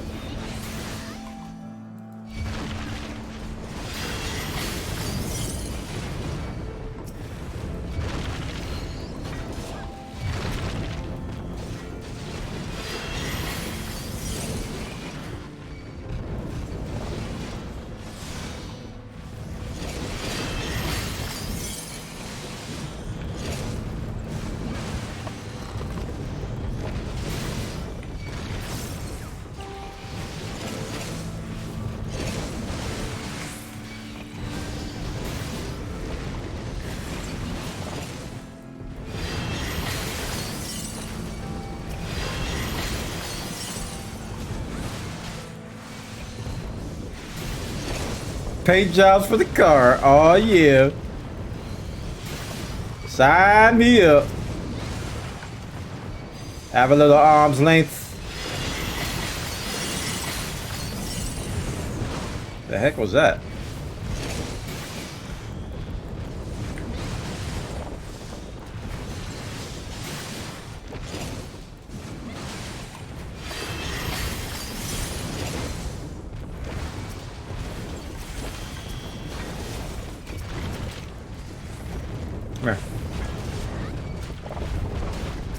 Oh, suddenly woolly mammoth.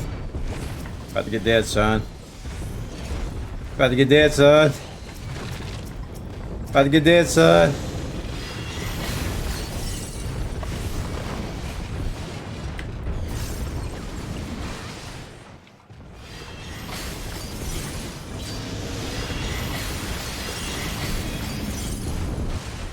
Got all these chickens.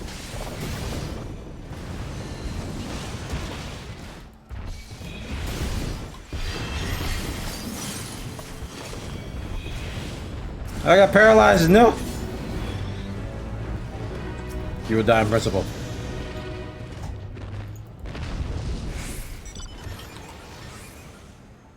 Okay. So we got 12. We need 8 more. We're almost done here. After I finish this, we're going to take a break. We need 8 more fates. And we'll take a little breather, get up and walk around and stuff. Perhaps grab a snack.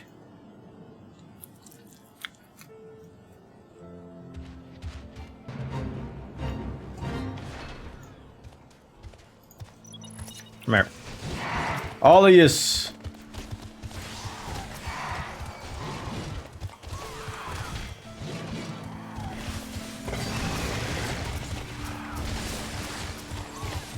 Come here.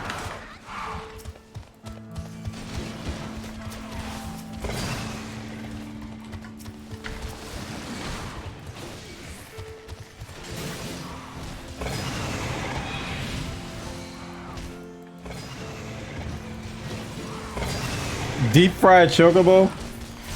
Nah.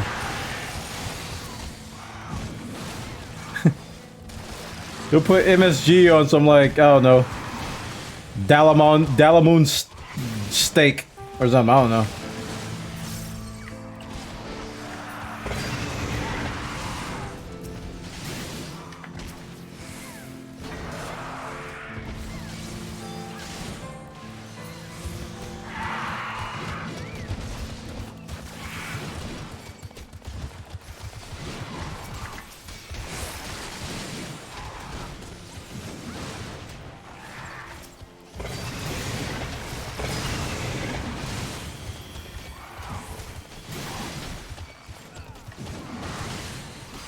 Have some slow. Come here. How are you just gonna run away from me like that? Come back.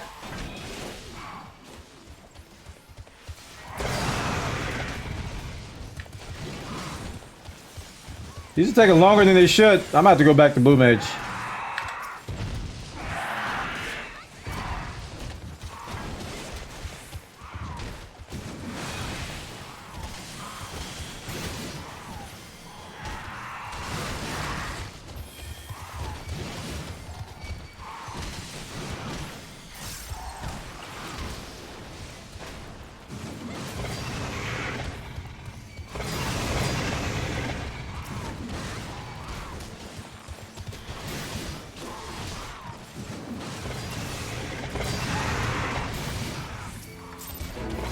Nice.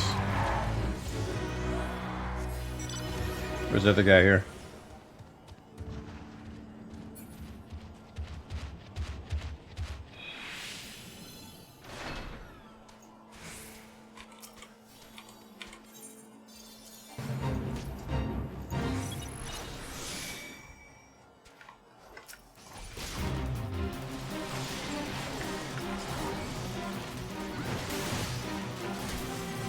Warner the Cowardly.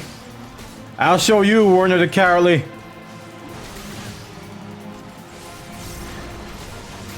How's my print doing? Disaster strike yet? Not yet.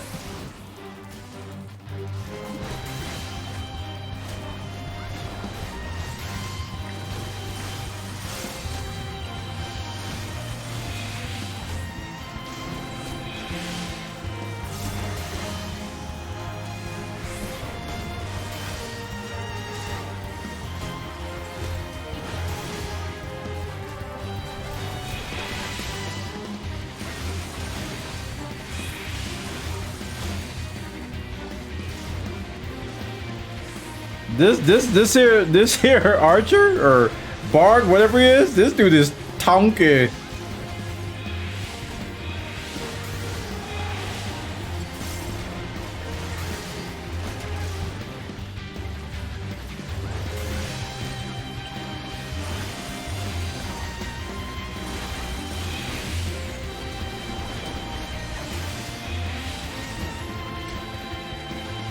He's Tonky.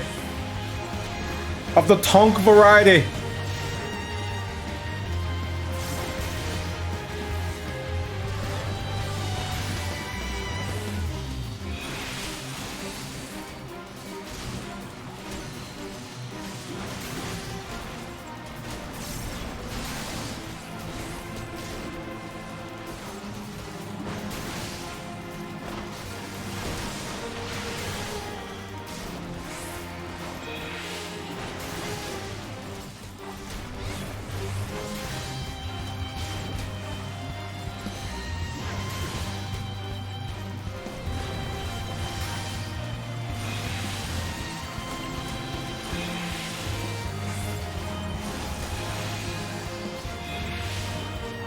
I hope they don't nerf Warrior, man. I love where Warrior is right now. If they're gonna change Warrior, they should. I mean, I think one thing that they kind of overtuned was like tank enmity. I think they made it too easy. I kind of miss when it was kind of harder to keep hate from like black mages and dragoons and red mages at low levels. I miss those days. They made it too easy to maintain enmity or hate or aggro. So if they're gonna change something with Warrior, I want them to change that, but that's gotta be a change across the board of everybody, you know?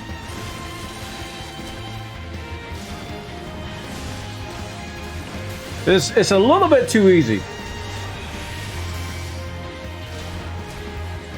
Because when I got hooked on tanking, it wasn't as easy. It wasn't nowhere near as easy.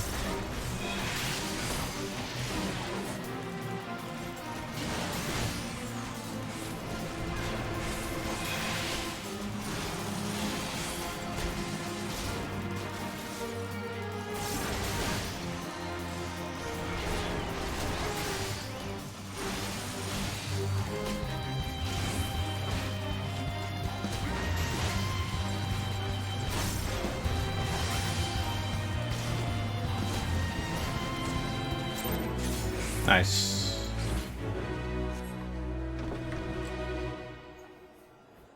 So I've dry aged my chocobo after injecting it with Wagyu. Exactly. That's Googa. That is the Googers. Okay, so we got 6 more to do.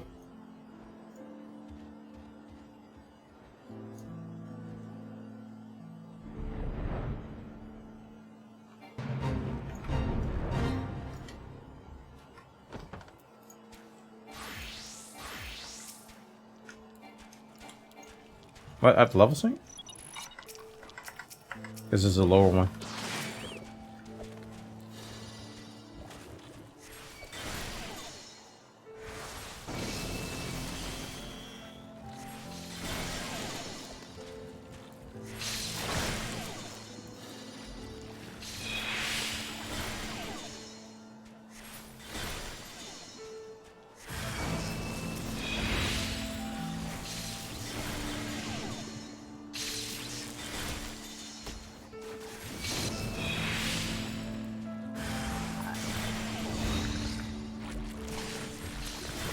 Oh yeah, I took great pride off that. That was kind of like how I knew I was doing decent deeps. Is when I took the aggro from the tank, I'm like, yes. I remember when the red mage first came out, that was happening so much. I was just like, in the lower dungeons, they couldn't keep it. I was doing so much damage. I was doing so much damage. Oh wait.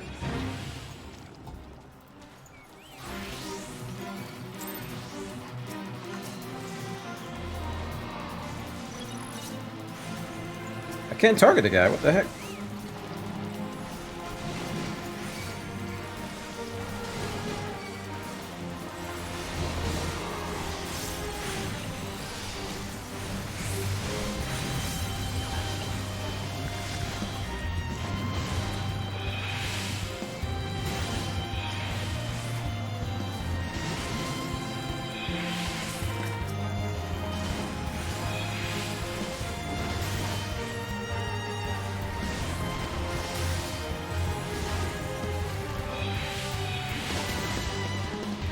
This might take a little bit.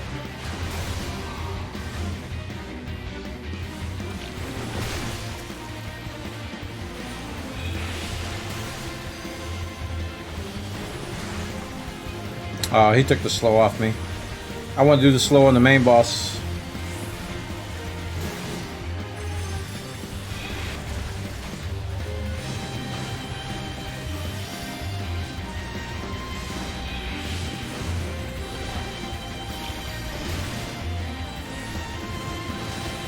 There we go. We got some help here now.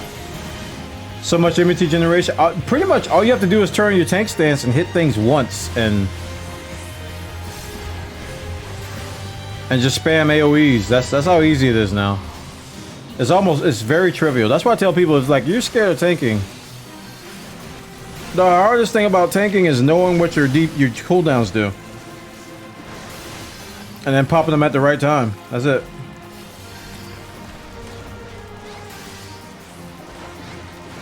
That's pretty much tanking in a nutshell right now. Knowing what your cooldowns do and popping them at the right time.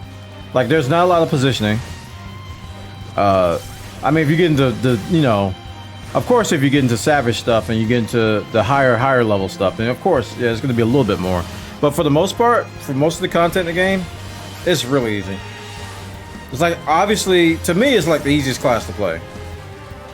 And some people, they're squeamish about it because you got to know where to go in the dungeons. But all you got to do is open the map. And it tells you where to go. You just look at the pen marks. It's the easiest class to play. It's easier than DPS, if you ask me.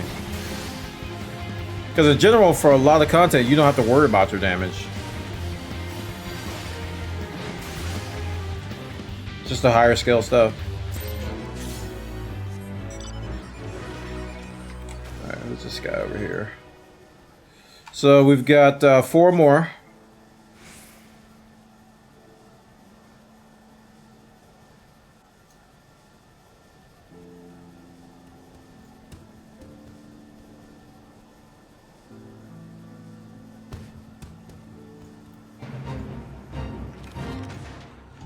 Go blue mage for this.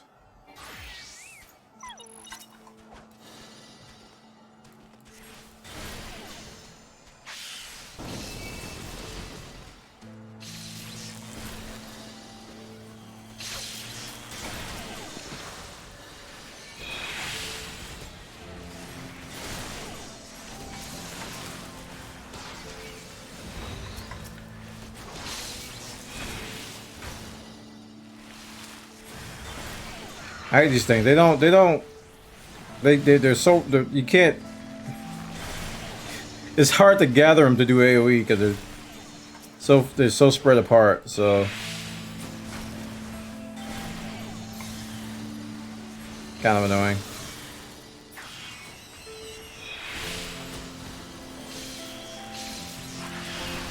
Thankfully we got some people here.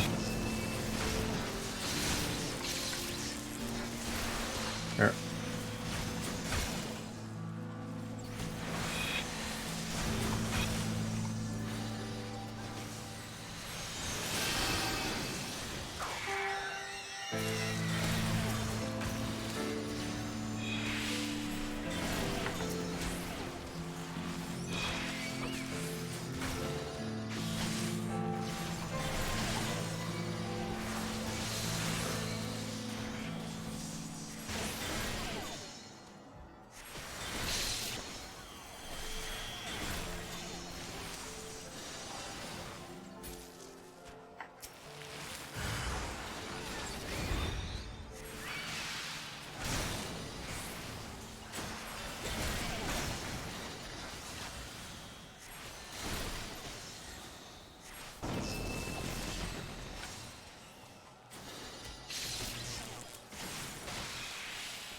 Or what?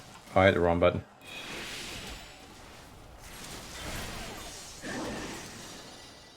These should be the last 2 kills we need. Yep.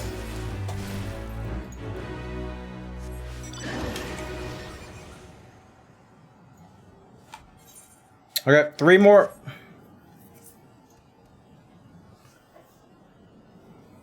Hardest thing for me on tanking is knowing when to swap. Yeah, tank swaps, they're so rare though, you know? Like, I can count on one hand how many fights I've been in where you have to tank swap. And I'm pretty sure I heard in WoW that you have to tank swap a lot more than you do in this game.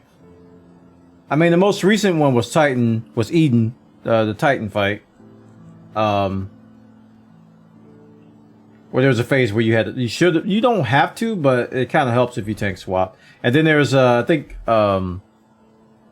Lakshmi had a tank swap in it, right? I don't remember. Don't remember.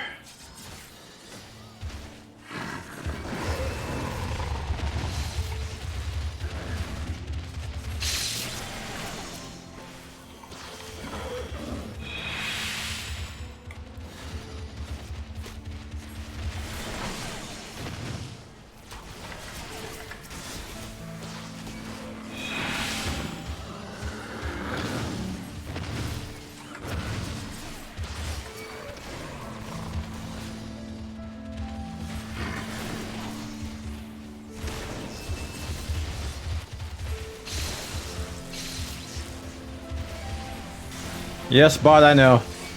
I'll be taking a break after I finish this this leg of fates.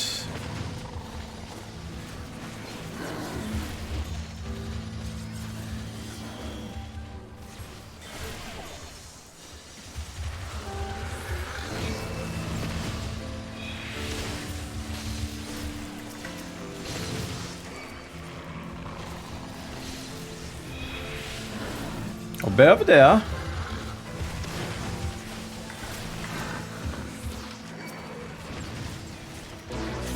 Yeah. Aggro.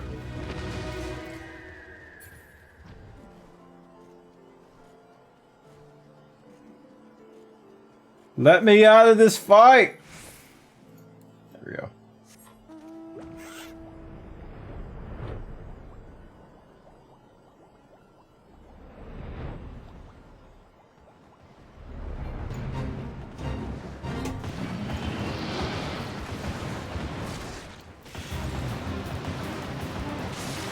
Oh, okay. It won't let me change classes. That's weird. We'll do it this way then. I'm not gonna get credit. They killed him so fast. Oh, I got credit. Woo! I think it was the party that saved me there. Oh man, he died so fast.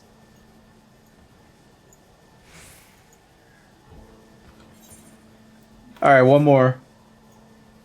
He died so fast. So melted faster than the snow. Ain't you did what? Ain't Trapper Coil. Call in the button chat. Showing some love. Appreciate it, man. Thank you so much. That is 5 out of 10 for today. Thank you for your patronage.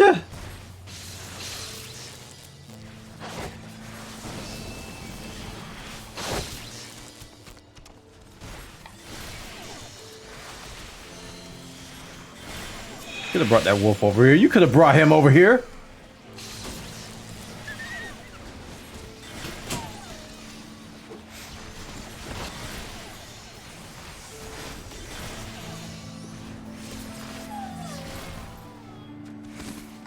Nice.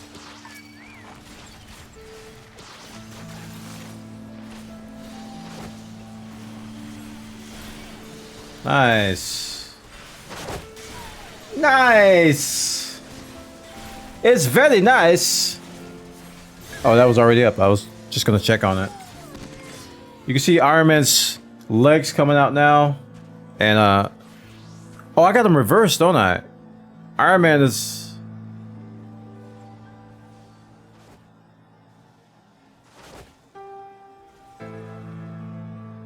I got them reversed. It should be the other way around. Iron Man is actually on the left, and Captain America's on the right. Why do I feel like I did something wrong? Yeah, Captain America is the pink.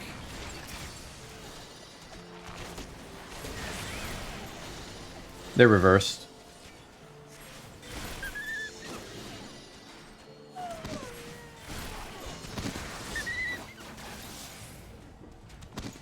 We did it.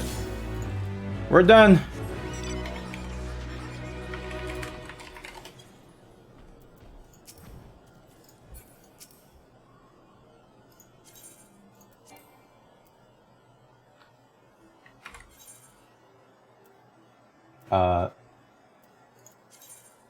End. And then recruitment, promote. Leave. All right, cool. So we're gonna go to Limsa, and then we're gonna take a break and come back. Actually, it's almost time for me to end. We're coming. I was gonna stream for 4 hours today.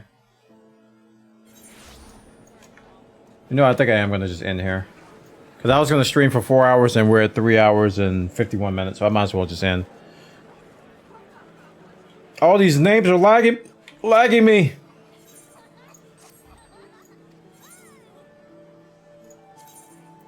Oh wait, we're not done. I thought it said it was complete. Oh, in 1 minute. All right, chat. Thanks so much for being here. I'll see you all later. We will be back tomorrow, same time-ish, same station-ish. And we had a lot of fun today talking about Final Fantasy XIV, getting our machinist up to level step 4 of 6. And also, we're getting our Gunbreaker up to step 2. I think we're on step 2 now, then we'll be step 3 after that. I'm pretty sure I can do this tonight if I keep at it, but I don't know if I will. I think I'm gonna chillax a little bit and plan for tomorrow. The 3D prints are going well. I'll be posting pictures of these once they're done up to the Instagrams at instagram.com/Buona. Also in our Discord, you can see the final result as well. Discord.gg/Buona. My socials are in chat. We do have a 3D printing channel where everybody posts like their final prints. And I post mine to my Instagram at instagram.com/Buona, but also I post them to our 3D printing Share Your Prints channel. So join our Discord, join our community. If you enjoyed the content today, please click the follow button. I appreciate you all coming by. It's been a great time today. And I hope you enjoyed the animated emotes. I kind of threw those together at the last second, but I think they came together okay. Hopefully the chat overlay will be updated so you can see them on the chat overlay. And yeah. I'm gonna send you guys over to my wife's stream. She is streaming Rogue Company. And looks like things are going okay over there. Let me go ahead and raid her. Let's give a shout out to her first. And then we're gonna go ahead and raid her.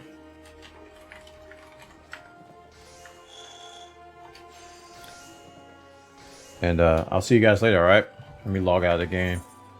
I'm gonna get some dinner, and then I gotta take care of some other stuff and get ready for tomorrow. Manage these 3D prints. Plan for tomorrow. Lots of stuff that I gotta do. So yeah. Thanks so much for hanging out with us. We had a great time today. 5 out of 10 subs. Thank you so much. We're getting halfway towards our sub goal. 587 sub points. We want to get that back up to 600 if possible. That's our goal. And yeah, I'll see you guys later, okay? Have a great one. Tell my wife I said hi. I'm going to break in there and say hi for a little bit, and I'm going to go fix my dinner and stuff, all right? GG's. No! Wrong scene. GG's. Y'all have a great night. I'll see you soon, all right? Take care of yourselves. Bye.